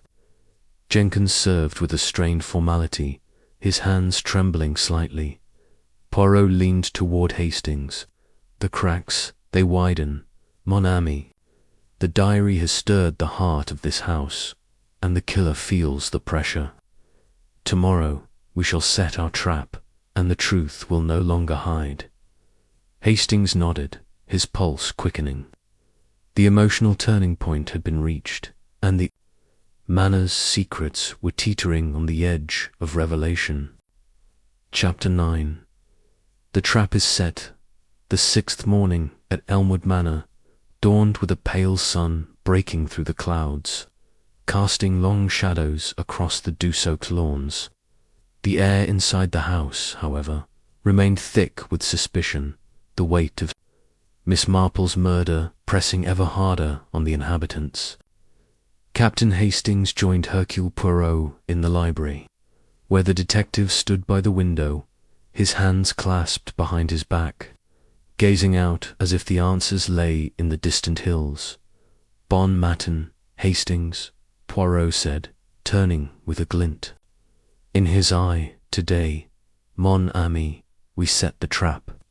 The diary, the note, the pawn ticket, they have stirred the waters, and the killer, they will soon surface. Hastings, nursing a cup of tea, frowned. A trap. What exactly are you planning, Poirot?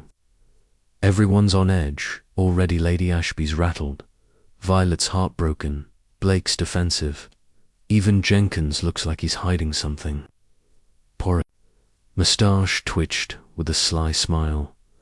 Precise in the heart, it betrays when pressed, and the killer, they are no exception. We shall gather the household and reveal a piece of the puzzle enough to provoke a reaction. The guilty, they will act. Before Hastings could press for details, Inspector Grayson entered, his face set in a scowl. Morning, Poirot. I've had another go at the servants, nothing new. The cyanide's still a mystery, and the alibis are holding, barely. You said something about a trap. Oui, Inspector Poirot replied. Tonight we shall assemble everyone in the drawing room after dinner. I will reveal a discovery from Mademoiselle Marple's diary, a detail that will unsettle the murderer. You must watch closely, for their reaction will betray them. Grayson raised an eyebrow.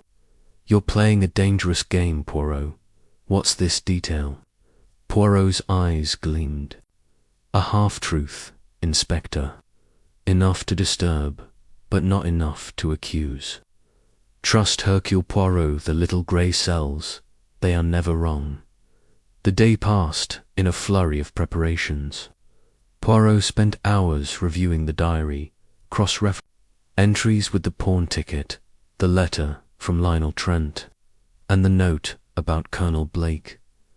Hastings watched, marveling at the detective's precision, though he couldn't shake a sense of unease.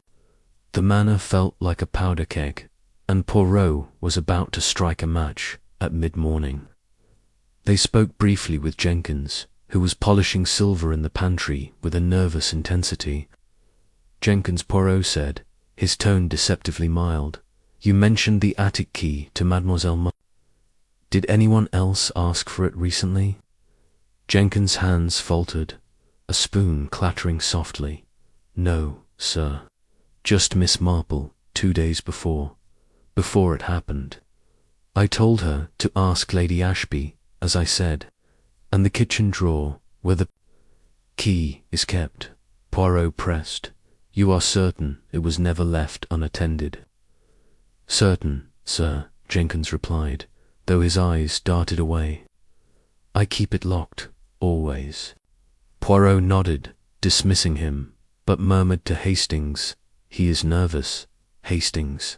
Not guilty, perhaps, but he knows more than he says." Next, they visited Mrs. Hargrove in the morning room, where she sat with her knitting, her hands moving. Mechanically, "Madame Poirot said Mademoiselle Marple wrote of secrets coming to light. Did she ever hint at a connection between your husband's debts and the necklace?" Mrs. Hargrove's needles paused, her face paling. She mentioned Harold's gambling once, said it might have caused pain beyond our family. I thought she meant Reginald's troubles, but she didn't explain. I begged her not to stir up old shame. And did she agree?" Poirot asked. "She said she'd keep it private," Mrs. Hargrove replied, her voice trembling. But her eyes, they saw everything. As they left, Hastings whispered, "Everyone's afraid of what Miss Marple knew. It's like she was unravelling. The whole family." "We," Poirot said. "And that is why she was silenced. But tonight we shall see who fears her truth the most." The drawing-room was a tense stage that evening, the heavy curtains drawn against the night, the fire casting flickering shadows on the walls.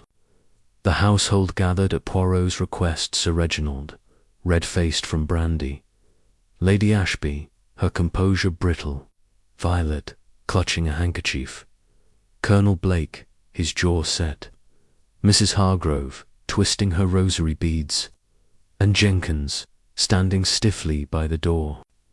Grayson and Constable Harris stood watch, their eyes scanning the room. Poirot stood before the fireplace, Miss Marple's diary in hand, his presence commanding despite his small stature. "Madame et Messieurs," he began, his voice clear, "the murder of Mademoiselle Marple was a crime of desperation, committed to silence a truth she uncovered. Her diary, it is a mirror of your secret debts, betrayals, lies about a necklace. But one entry, written the day of her death, reveals a clue that points to the killer."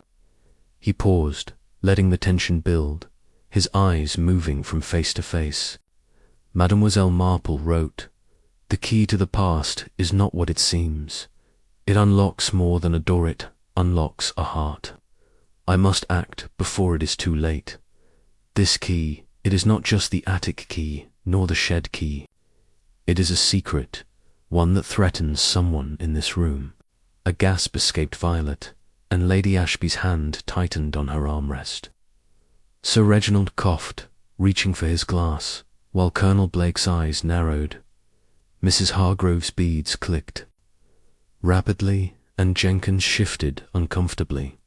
Poirot continued, his voice steady. "I have found evidence, a document, hidden by Mademoiselle Marple, that names this secret. Tonight I will share it with Inspector Grayson, and tomorrow the truth will be revealed." He closed the diary with a snap, watching the room. "Sir." Reginald's face flushed deeper. Lady Ashby's lips parted in a silent protest, and Violet's eyes filled with tears. Colonel Blake stood abruptly, muttering about needing air, while Mrs. Hargrove whispered a prayer. Jenkins slipped out too. "Fetch more wine," his hands shaking. Grayson leaned toward Poirot. "That was vague, Poirot. You didn't name anyone." "None," Poirot whispered, "but the guilty, they will act. Watch, Inspector. The trap is set." As the household dispersed, Poirot drew Hastings aside. "Tonight, mon ami, we must be vigilant. The killer will move. They cannot risk the document I spoke of. Station yourself near the library door, and I shall watch the stairs. The murderer, they will seek to destroy evidence or flee."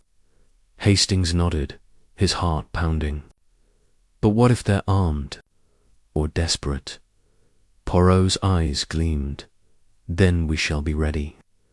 The little grey cells, they do not fail." The night stretched on, the manor cloaked in silence, save for the creak of floorboards and the distant howl of wind.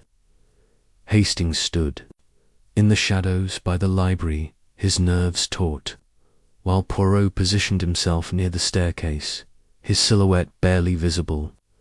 At midnight, a soft sound broke the stillness. A door opening, footsteps descending the servants' stairs.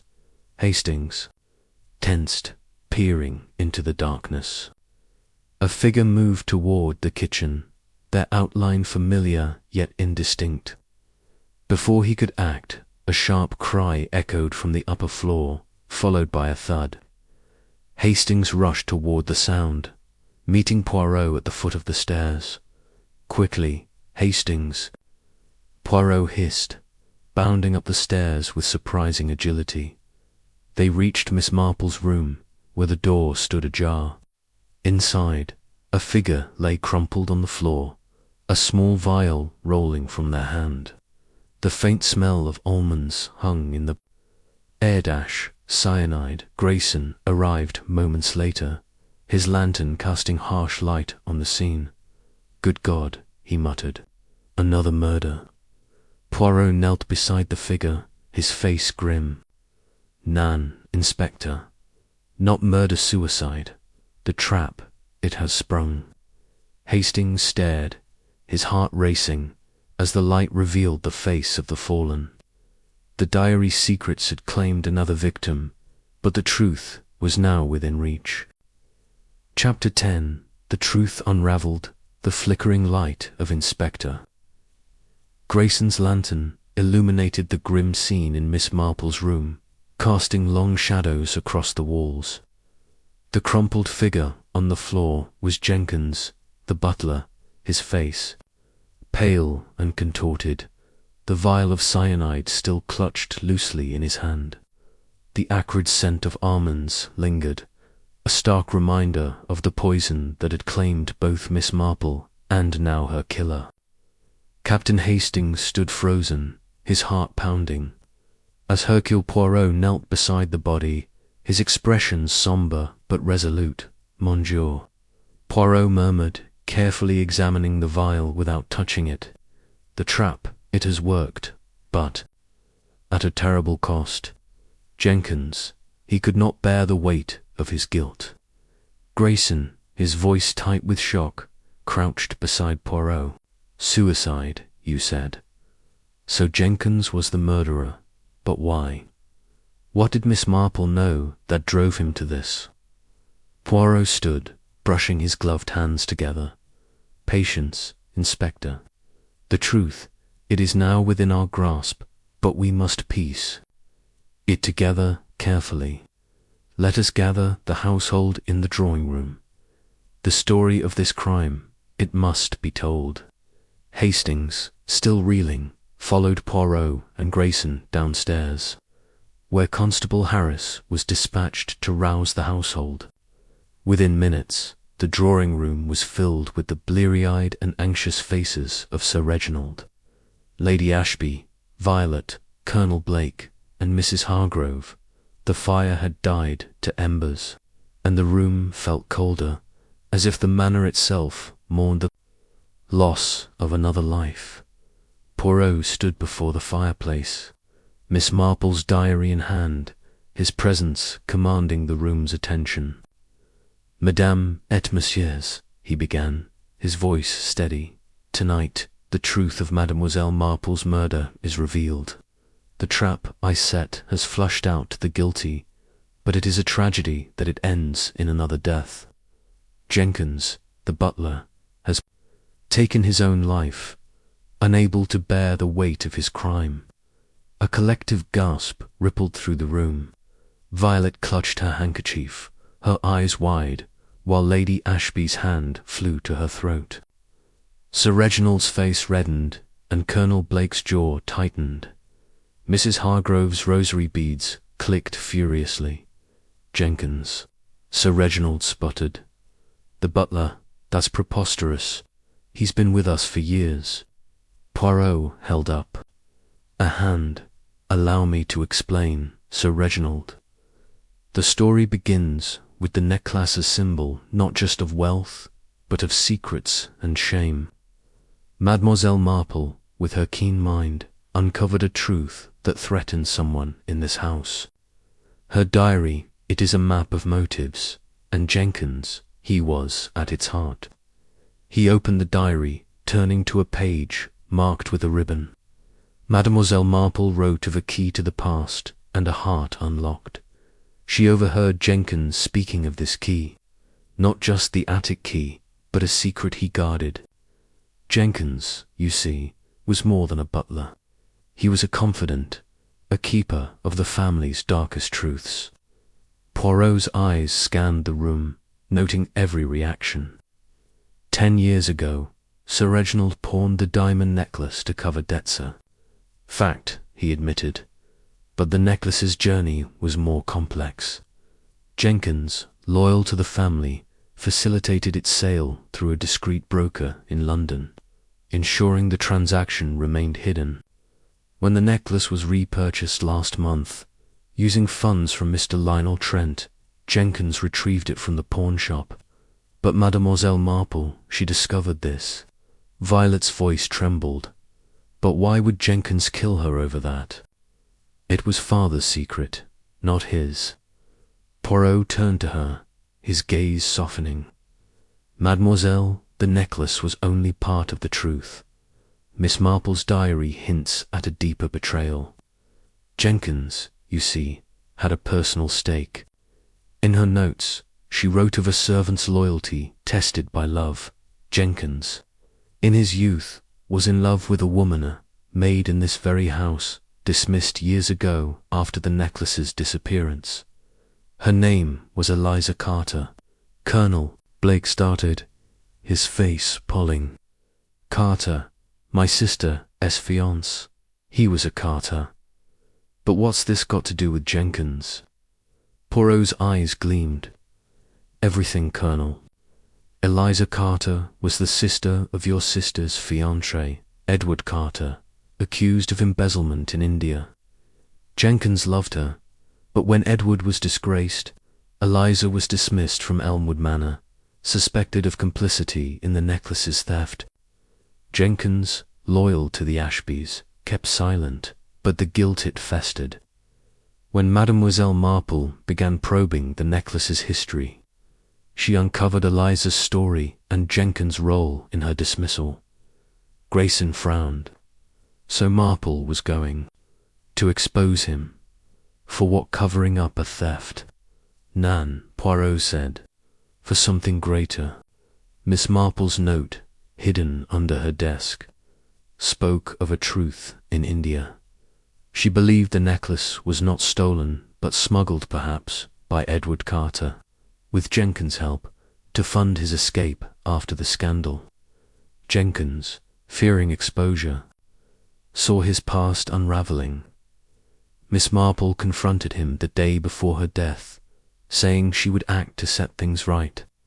For Jenkins, this meant ruin. His loyalty, his love, his life, all laid bare. Hastings, piecing it together, gasped. So he poisoned her cocoa to keep her quiet. Precisement, Poirot replied. Jenkins had access to the cyanide in the gardener's shed. He claimed the key was secure, but as butler, he could have taken a small amount unnoticed. He slipped it into the cocoa after delivering it, knowing it would act swiftly. The wiped cup, the burned paper in the fireplace, it was his attempt to cover his tracks. But the diary, it betrayed him. Lady Ashby's voice was sharp. But why suicide? Why now? Poirot's expression grew somber. Tonight, I spoke of a hidden documenta half-truth to provoke the guilty. Jenkins, believing I had found proof of his role in Eliza's ruin, could not face exposure. The vial of cyanide, kept from his earlier crime, was his escape. Mrs. Hargrove's voice broke. Poor man, to carry such guilt. Colonel Blake stood, his face ashen. Eliza, she never told me. If Jenkins loved her, why didn't he speak up when she was dismissed? Loyalty, Colonel Poirot said softly. To this family, to his duty, it bound him, even as it destroyed him. Grayson shook his head. It fits, Poirot.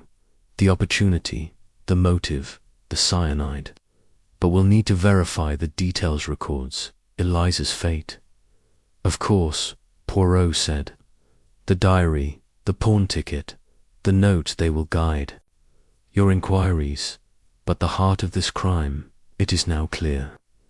As the household absorbed the revelation, Violet began to sob quietly, and Sir Reginald reached for his brandy, his hand shaking. Lady Ashby sat rigid, her eyes distant, while Mrs. Hargrove clutched her beads. The room was heavy with the weight of truth, the diary's secrets finally laid bare. Poirot turned to Hastings. Mon ami, the case is solved, but the cost it is great. The little grey cells, they triumph, but the human heart, it suffers. The next morning, as the police prepared to depart, Poirot stood with Hastings on the manor steps, the diary tucked under his arm. The sun was brighter now, but the manor seemed diminished, its elegance tarnished by the tragedy within. What now, Poirot? Hastings asked. Back to London. Oui, Poirot replied, his voice soft. But first, we shall pay our respects to Mademoiselle Marple. Her diary, it was her Ligusia mirror of truth. We honour her by ensuring her justice is complete. As they walked toward the village church, Hastings felt the weight of the case lift, replaced by a quiet respect for the woman whose keen eyes had unravelled a killer, even from beyond the grave. Chapter 10. The Truth Unravelled, the Flickering Light of Inspector. Grayson's lantern illuminated the grim scene in Miss Marple's room, casting long shadows across the walls. The crumpled figure on the floor was Jenkins, the butler, his face pale and contorted, the vial of cyanide still clutched loosely in his hand. The acrid scent of almonds lingered, a stark reminder of the poison that had claimed both Miss Marple and now her killer. Captain Hastings stood frozen, his heart pounding. As Hercule Poirot knelt beside the body, his expression sombre but resolute. Monsieur, Poirot murmured, carefully examining the vial without touching it. The trap, it has worked, but at a terrible cost. Jenkins, he could not bear the weight of his guilt. Grayson, his voice tight with shock, crouched beside Poirot. Suicide, you said. So Jenkins was the murderer, but why? What did Miss Marple know that drove him to this? Poirot stood, brushing his gloved hands together. Patience, Inspector. The truth, it is now within our grasp, but we must piece it together carefully. Let us gather the household in the drawing-room. The story of this crime, it must be told. Hastings, still reeling, followed Poirot and Grayson downstairs. where Constable Harris was dispatched to rouse the household. Within minutes, the drawing-room was filled with the bleary-eyed and anxious faces of Sir Reginald, Lady Ashby, Violet, Colonel Blake, and Mrs. Hargrove. The fire had died to embers, and the room felt colder, as if the manor itself mourned the loss of another life. Poirot stood before the fireplace, Miss Marple's diary in hand, his presence commanding the room's attention. "Madame et messieurs," he began, his voice steady, "tonight the truth of Mademoiselle Marple's murder is revealed. The trap I set has flushed out the guilty, but it is a tragedy that it ends in another death. Jenkins, the butler, has taken his own life, unable to bear the weight of his crime." A collective gasp rippled through the room. Violet clutched her handkerchief, her eyes wide, while Lady Ashby's hand flew to her throat. Sir Reginald's face reddened, and Colonel Blake's jaw tightened. Mrs. Hargrove's rosary beads clicked furiously. "Jenkins," Sir Reginald sputtered. "The butler, that's preposterous.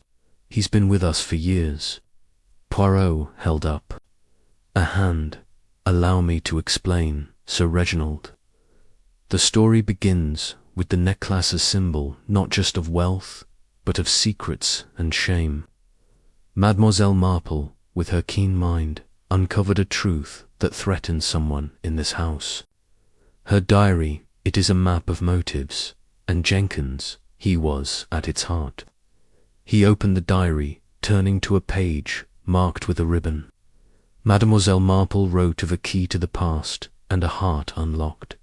She overheard Jenkins speaking of this key, not just the attic key, but a secret he guarded.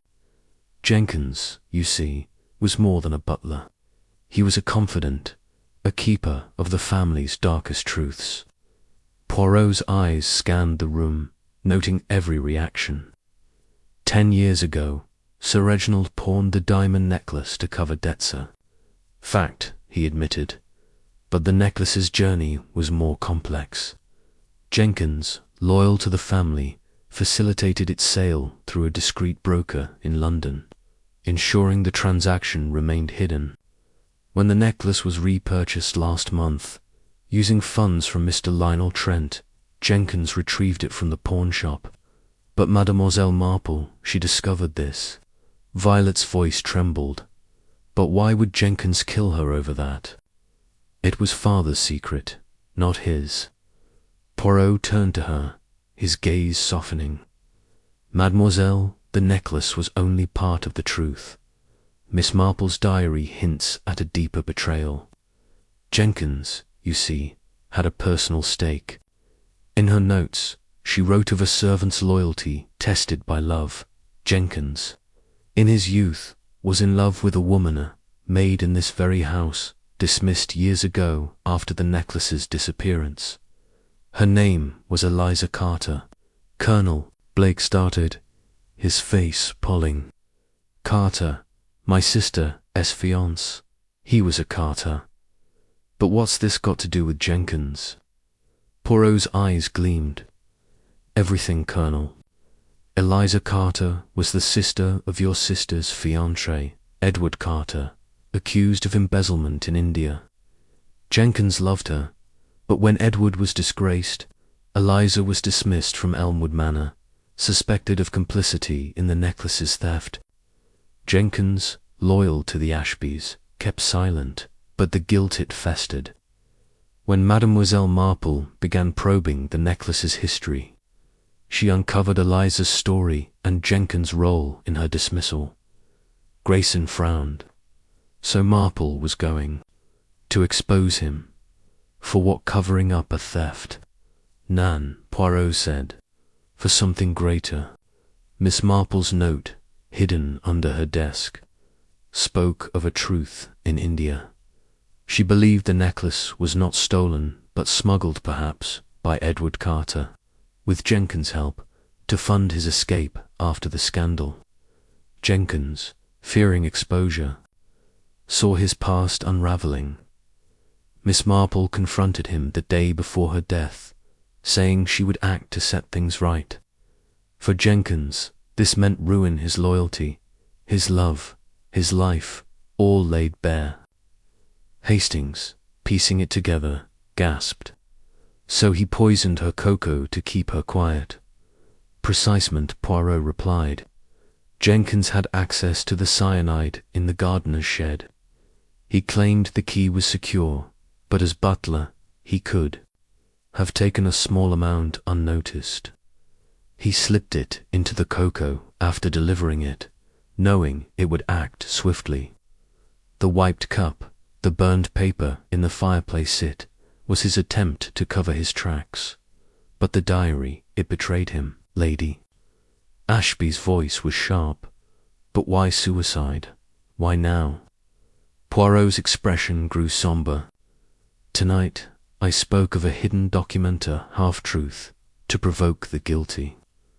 Jenkins, believing I had found proof of his role in Eliza's ruin, could not face exposure. The vial of cyanide, kept from his earlier crime, was his escape.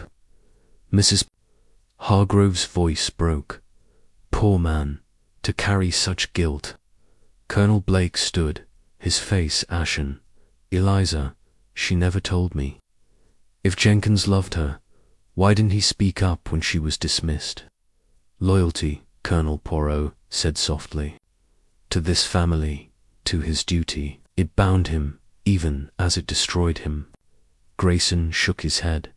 It fits, Poirot. The opportunity, the motive, the cyanide. But we'll need to verify the details records, Eliza's fate. Of course, Poirot said.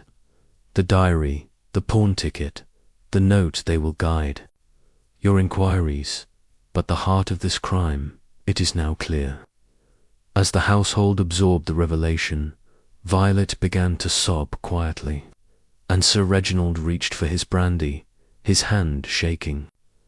Lady Ashby sat rigid, her eyes distant, while Mrs. Hargrove clutched her beads. The room was heavy with the weight of truth, the diary's secrets finally laid bare. Poirot turned to Hastings. Mon ami, the case is solved, but the cost it is great. The little grey cells, they triumph, but the human heart, it suffers. The next morning, as the police prepared to depart, Poirot stood with Hastings on the manor steps, the diary tucked under his arm. The sun was brighter now, but the manor seemed diminished, its elegance tarnished by the tragedy within. What now, Poirot? Hastings asked. Back to London. Oui, Poirot replied, his voice soft. But first, we shall pay our respects to Mademoiselle Marple. Her diary, it was her Laguzia mirror of truth. We honor her by ensuring her justice is complete. As they walked toward the village church, Hastings felt the weight of the case lift, replaced by a quiet respect for the woman whose keen eyes had unraveled a killer, even from beyond the grave. Chapter 12. The unravelling thread. The drawing-room of Whodunit Manor was bathed in the soft glow of the chandelier, its crystal prisms casting delicate rainbows on the polished mahogany panelling.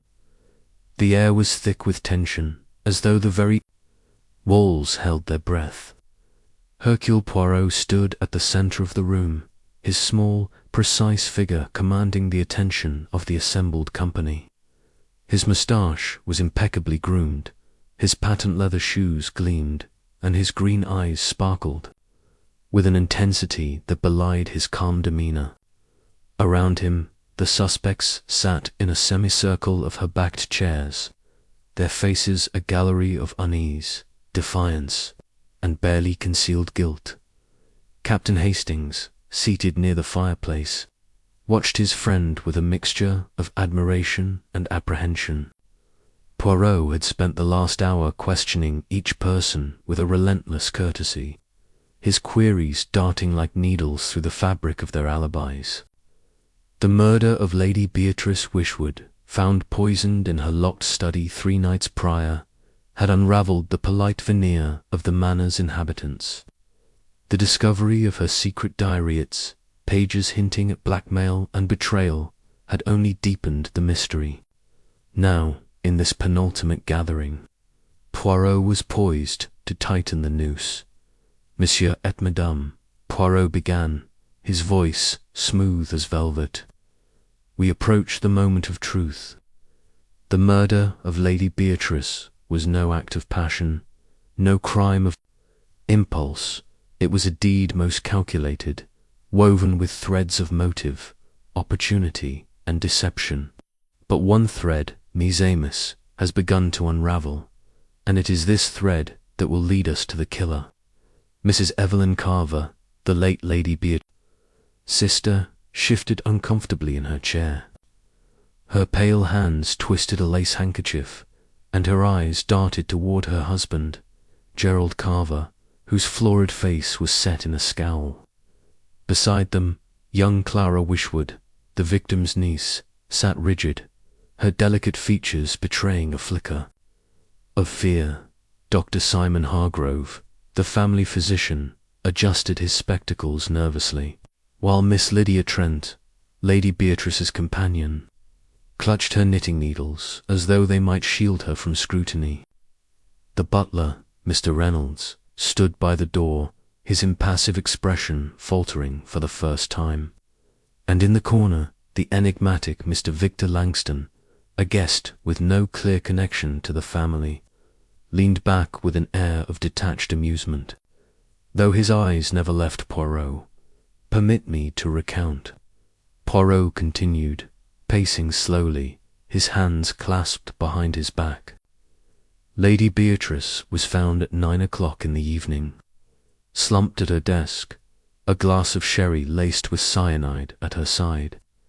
The study was locked from the inside, the key in her possession. The diary, hidden beneath a false panel in her desk, revealed her knowledge of certain indiscretions among you all. Blackmail, perhaps, or merely the musings of a woman who saw too much. This we shall determine. Hastings noted the way Poirot's gaze lingered on each suspect, as though peeling back their defences layer by layer. He recalled the clues Poirot had uncovered, the smudge of ink on Clara's glove, suggesting she had handled the diary, the missing vial from Dr. Hargrove's medical bag, the faint scent of sherry on Miss Trent's shawl, and the curious fact that Mr. Langston, who claimed to be a stranger, had been seen leaving the study shortly before the body was discovered.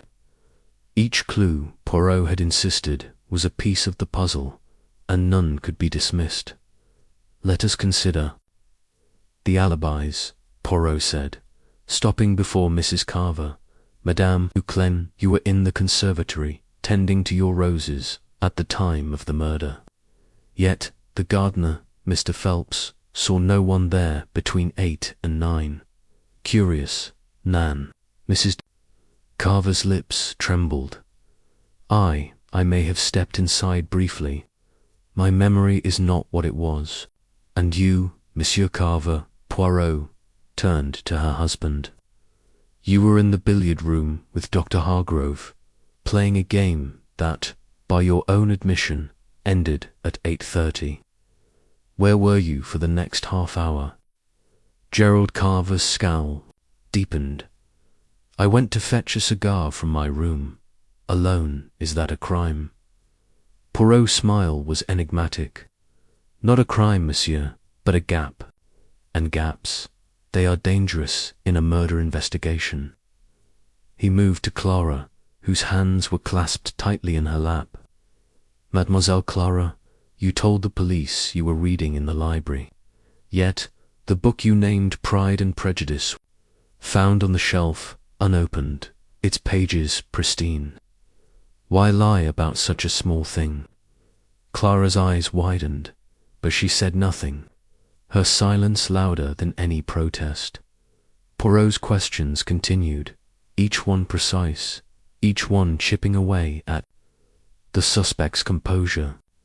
Hastings marvelled at his friend's ability to weave a web of logic, ensnaring the guilty through their own contradictions. But it was when Poirot turned to Mr. Langston that the room grew colder.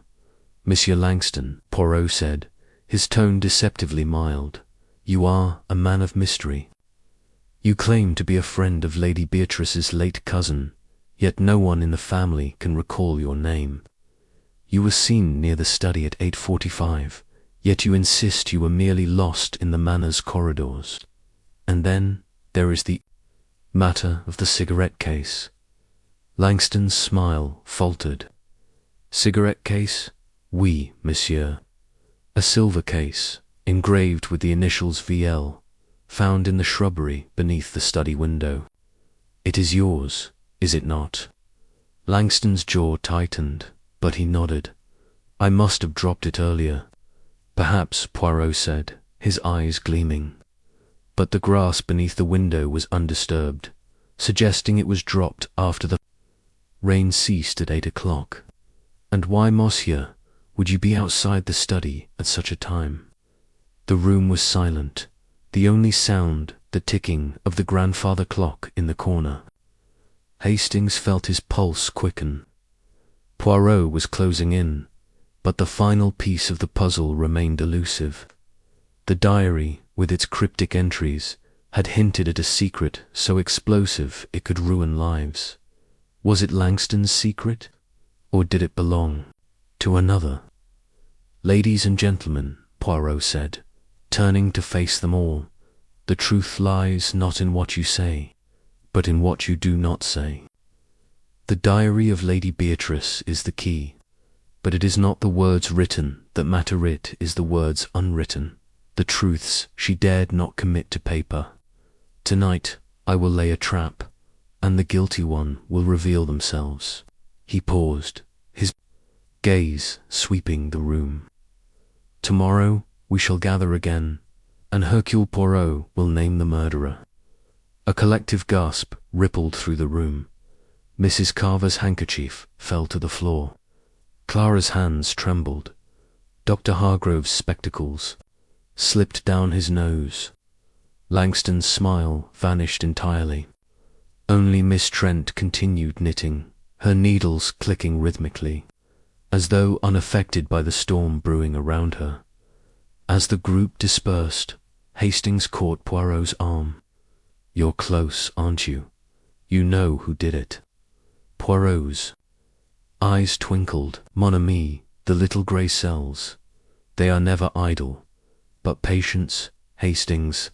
The trap is set, and the guilty one will walk into it. Tomorrow all will be clear." Chapter 13. The trap springs. Shut. The morning sun filtered through the heavy drapes of Whodunit Manor's drawing-room, casting long shadows across the polished floor. The air was heavy with anticipation, the kind of stillness that precedes a storm. Hercule Poirot stood once more at the centre of the room, his small, immaculate figure radiating an almost theatrical calm. His hands were clasped behind his back, his moustache perfectly symmetrical, and his green eyes gleamed with the quiet confidence of a man who had solved the puzzle. Around him, the suspects had gathered again, their faces pale, their postures tense. The weight of the previous night's promise that Poirot would name the murderer hung over them like a guillotine. Captain Hastings, seated near the window, felt his heart pound as he watched his friend.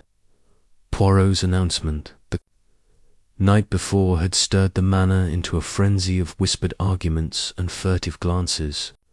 Hastings had barely slept, his mind racing with the clues Poirot had uncovered. The ink-smudged glove, the missing vial of cyanide, the scent of sherry, the silver cigarette case, and, above all, Lady Beatrice's secret diary, its cryptic entries, hinting at a web of blackmail and betrayal. Who among this circle of suspects, Mrs. Evelyn Carver, her husband Gerald, young Clara Wheatwood, Dr. Simon Hargrove, Miss Lydia Trent, or the mysterious Mr. Victor Langston, had poisoned Lady Beatrice in her locked study, and what truth had Poirot's trap uncovered? "Monsieur et Madame," Poirot began, his voice clear and deliberate. "Last night, I promised to reveal the murderer of Lady Beatrice Wishwood, but first, permit me to explain how Hercule Poirot, with the aid of his little grey cells, has unravelled this most intricate crime. It is a tale of logic, of psychology, and of the human heart's capacity for deception." The room was silent, save for the faint creak of a chair as Mrs. Carver shifted nervously. Her husband, Gerald, stared fixedly at the floor, his hands clenched. Clara Wishwood's delicate fingers toyed with a locket at her throat, her eyes wide. With apprehension, Dr. Hargrove's spectacles glinted as he leaned forward, while Miss Trent's knitting needles lay still in her lap. Her usual composure frayed. Mr. Langston, however, maintained his air of detachment, though his fingers drummed lightly on the arm of his chair. "Let us begin with the crime itself," Poirot continued, pacing slowly. "Lady Beatrice was found at 9 o'clock, poisoned by cyanide in her sherry, in a study locked from the inside.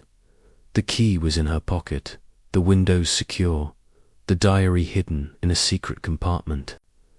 At first, it appeared an impossible crime, but there is no such thing as impossible, mes amis, only the illusion of impossibility." He paused, his gaze sweeping the room. The diary, it was the key. Its pages spoke of secrets affairs, debts, betrayals. But one entry was incomplete, a sentence cut off. If VL should ever. What did it mean? Blackmail, a warning, or something more personal? This, I pondered, was the thread that would unravel the mystery. Poirot turned to Mr. Langston, whose smile had faded entirely. "Monsieur Langston, you claim to be a friend of Lady Beatrice's late cousin, yet no one could verify your connection. Your cigarette case, found beneath the study window, placed you at the scene. But it was not the case itself that betrayed you, it was the lie you told about it. You said you dropped it earlier, yet the grass was undisturbed, and the rain had ceased at 8. You were there, monsieur, at the time of the murder." Langston's eyes narrowed. "Your grasping a cigarette case proves nothing." "Perhaps," Poirot said, his tone mild, "but let us consider another clue, the sherry. The glass contained cyanide, a poison that acts swiftly, yet the bottle in the study was untouched. Where, then, did the poisoned sherry come from? Miss Trent, you were seen carrying a tray with a decanter to the study earlier that evening, and the scent of sherry lingered on your shawl. Miss Trent's hands trembled, her needles clattering to the floor. I brought her the sherry as she requested. I always did. I didn't poison it." Poirot raised a hand. "Patience, mademoiselle. We shall return to you. For now, let us consider the alibis. Madame Carver, you were not in the conservatory, as you claimed. Monsieur Carver, your cigar fetching left you unaccounted for. Dr. Hargrove, a vial of cyanide was missing from your bag.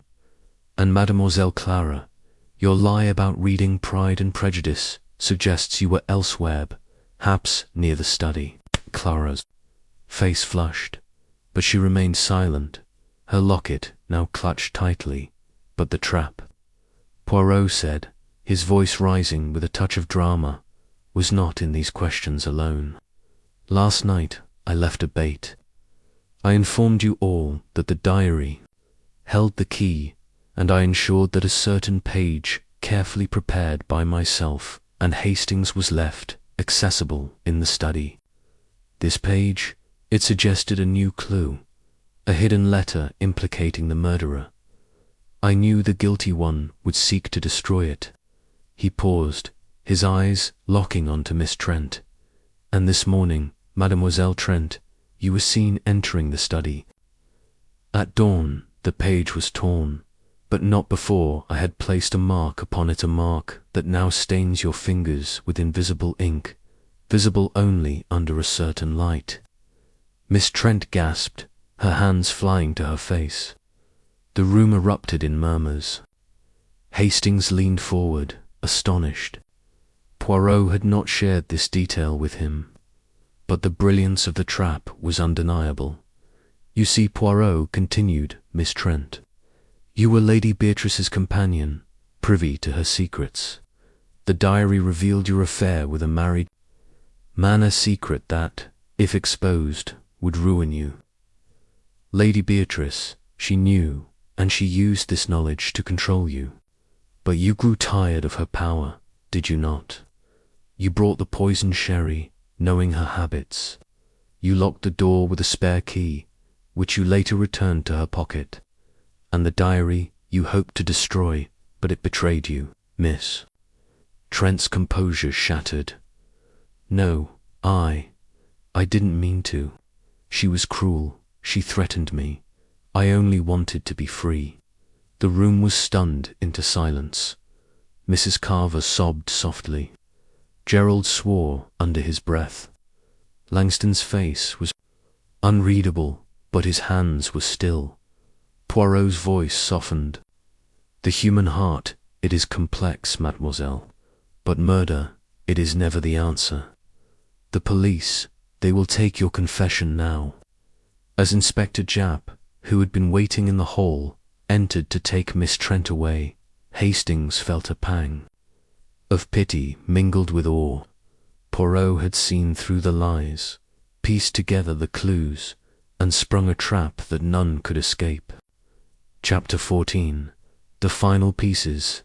The drawing room of Whodunit Manor, so recently a stage for Poirot's dramatic revelation, now felt hollow, as though the air itself had exhaled in relief.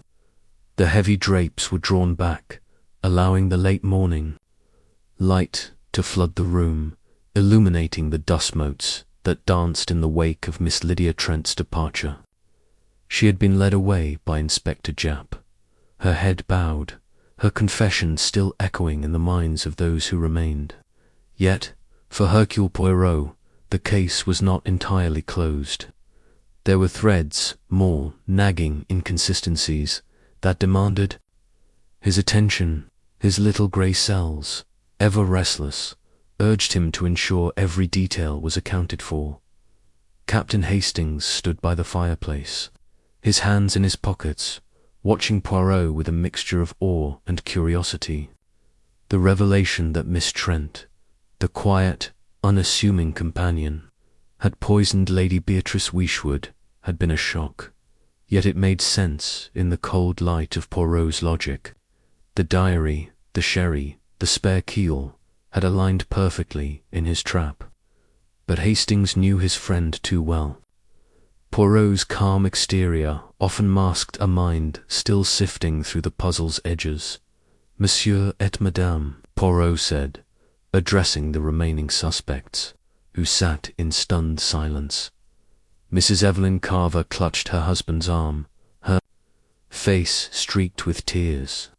Gerald Carver's scowl had softened into something like relief, though his eyes remained wary. Clara Whodunit, pale and trembling, still held her locket, as though it anchored her to reality.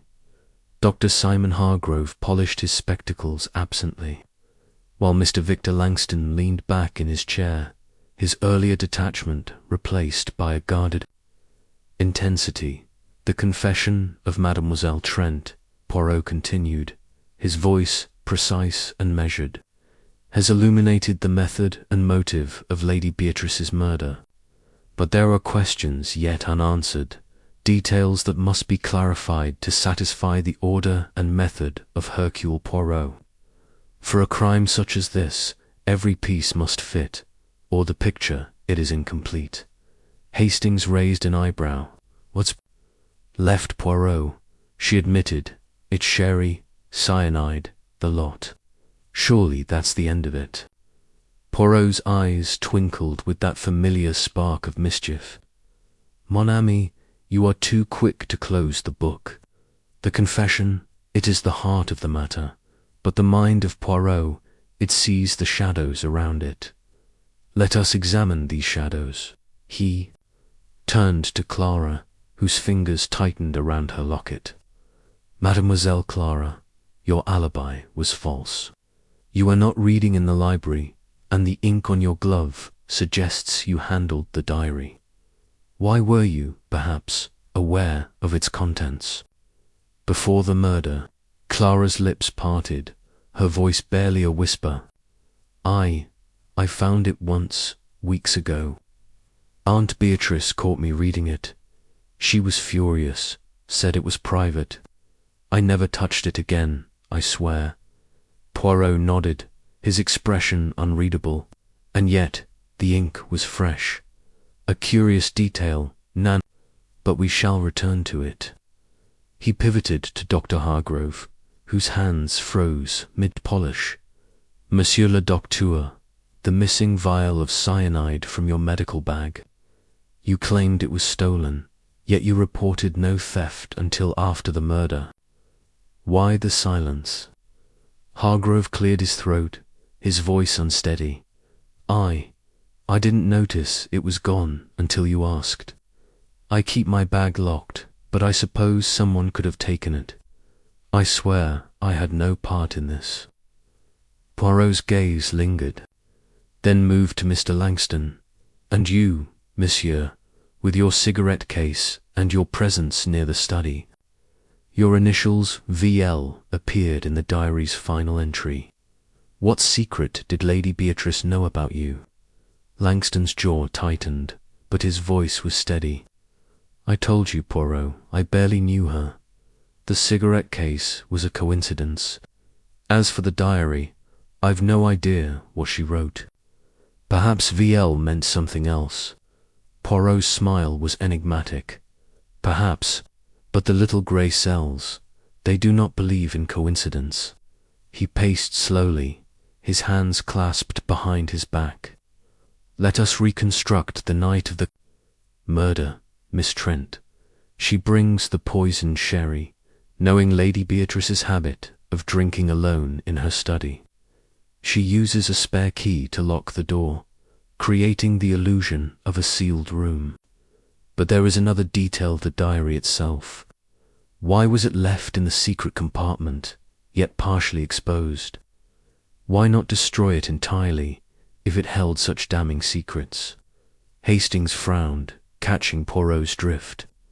You think someone else tampered with it? Precisement, mon ami. The diary was meant to be found, but not by Miss Trent.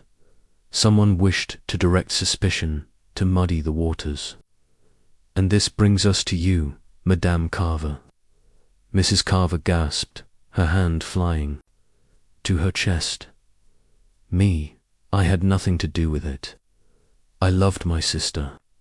Poirot raised a hand. Calm yourself, madame. I do not accuse you of murder, but your alibi, it was false. You were not in the conservatory. You were seen near the study, and your handkerchief found in the hall bore traces of the same ink as Clara's glove. You knew of the diary, did you not? And you feared what it contained about your own secrets. Mrs. Carver's tears flowed freely now. I suspected Beatrice was writing about me, my debts, my indiscretions. I looked for the diary that night, but I didn't find it. I swear I didn't harm her. Poirot nodded, his expression softening. I believe you, madame.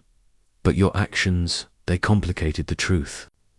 And you, Monsieur Langston, your role was not that of the murderer, but of the opportunist.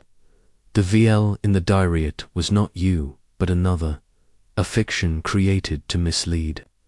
You knew Lady Beatrice was suspicious of you, and you sought to protect yourself by planting the cigarette case, hoping to shift blame. Langston's face darkened, but he did not deny it. Poirot turned to the group. The murder was Miss Trent's alone, but the secrets of Whodunit Manor wove a tapestry of deception. Each of you hid something, and in doing so, you obscured the truth. But the little grey cells, they see all. As the group dispersed, Hastings approached Poirot. You tied up every loose end, old chap. But how did you know about the invisible? Ink Poirot chuckled. A simple trick, Hastings. The mind of the guilty, it is predictable. Miss Trent could not resist checking the diary, and in doing so, she sealed her fate. Chapter 15. The reflection the late afternoon sun cast a golden glow over Whodunit Manor, softening the austere lines of its stone facade. The manicured lawns stretched toward the horizon, serene and untouched by the turmoil that had gripped the household. Inside, the drawing-room was empty now, its chairs askew, the air still heavy with the echoes of Miss Lydia Trent's confession and the revelations that followed. Hercule Poirot stood by the tall windows, his small, meticulous figure silhouetted against the fading light. His hands were clasped behind his back, his head tilted slightly, as though listening to the whispers of his own thoughts. Captain Hastings, seated in a wing-back chair, watched his friend with a quiet reverence, sensing that this moment, this pause, was as much a part of Poirot's process as the dramatic unmasking of the murderer. The case was solved. Miss Trent, driven by fear and desperation, had poisoned Lady Beatrice Whodunit with cyanide-laced sherry, her motive rooted in the threat of exposure from the secret diary. The spare key, the locked study, the carefully planted clues all had been unravelled by Poirot's relentless logic. Yet, as Hastings had learned over their years together, Poirot's work did not end with the arrest. There was always a final reflection, a moment where the great detective distilled the chaos of human nature into something orderly, something profound. Poirot, Hastings ventured, breaking the silence, you've done it again. The way you saw through Miss Trent's facade, the diary, the invisible ink, it's remarkable. But I can't help but feel, well, a bit sorry for her. She seemed so trapped. Poirot turned, his green eyes gleaming with a mixture of compassion and resolve. Mon ami, the pity, it is natural. The human heart, it is a complex thing, capable of great love and great cruelty. Mademoiselle Trent, she was trapped, but not by Lady Beatrice alone. She was trapped by her own choices, her own fear. To kill, it is never the solution, Hastings. It is the surrender to disorder. He paced slowly, his patent leather shoes clicking softly on the polished floor. This case, it was not merely about murder. It was about secrets that fester, that poison the soul long before the cyanide touches the lips. Lady Beatrice, she used her diary as a weapon, holding the sins of others over their heads. But in doing so, she invited her own destruction. Hastings nodded, his mind drifting to the other suspects, each entangled in their own web of deceit. Mrs. Evelyn Carver's hidden debts, her fear of exposure. Clara Wishwood's innocent curiosity tainted by the ink on her glove. Dr. Hargrove's negligence with his medical bag. Mr. Langston's calculated misdirection with the cigarette case. And Gerald Carver's bluster, masking his own insecurities. They all had something to hide, Hastings said. It's a wonder you sorted it out. Poirot's moustache twitched with a faint smile. The little grey cells, Hastings, they thrive on the chaos. Each lie, each half-truth, it is a thread in the tapestry. One must only pull the right thread, and the pattern emerges. The diary, it was the key, but not for what it said, for what it did not say. The unwritten truths, the silences, they spoke loudest. He paused, his gaze drifting to the window, where the sun dipped below the horizon, painting the sky in shades of crimson and gold. In Whodunit Manor, everyone wore a mask. But the mask, It cannot hide the truth from Hercule Poirot. The ink, the sherry, the keys were but tools. The real crime was in the heart, where fear and shame took root. Hastings leaned forward, his voice soft. Do you ever tire of it, Poirot? The lies, the betrayal, the darkness. Poirot's expression softened, a rare glimpse of vulnerability in his precise demeanor. Sometimes, mon ami, the weight of it is heavy, but to bring order to disorder, to shine light into the darkness, this is the work of Poirot. It is not enough to catch the guilty. One must understand them.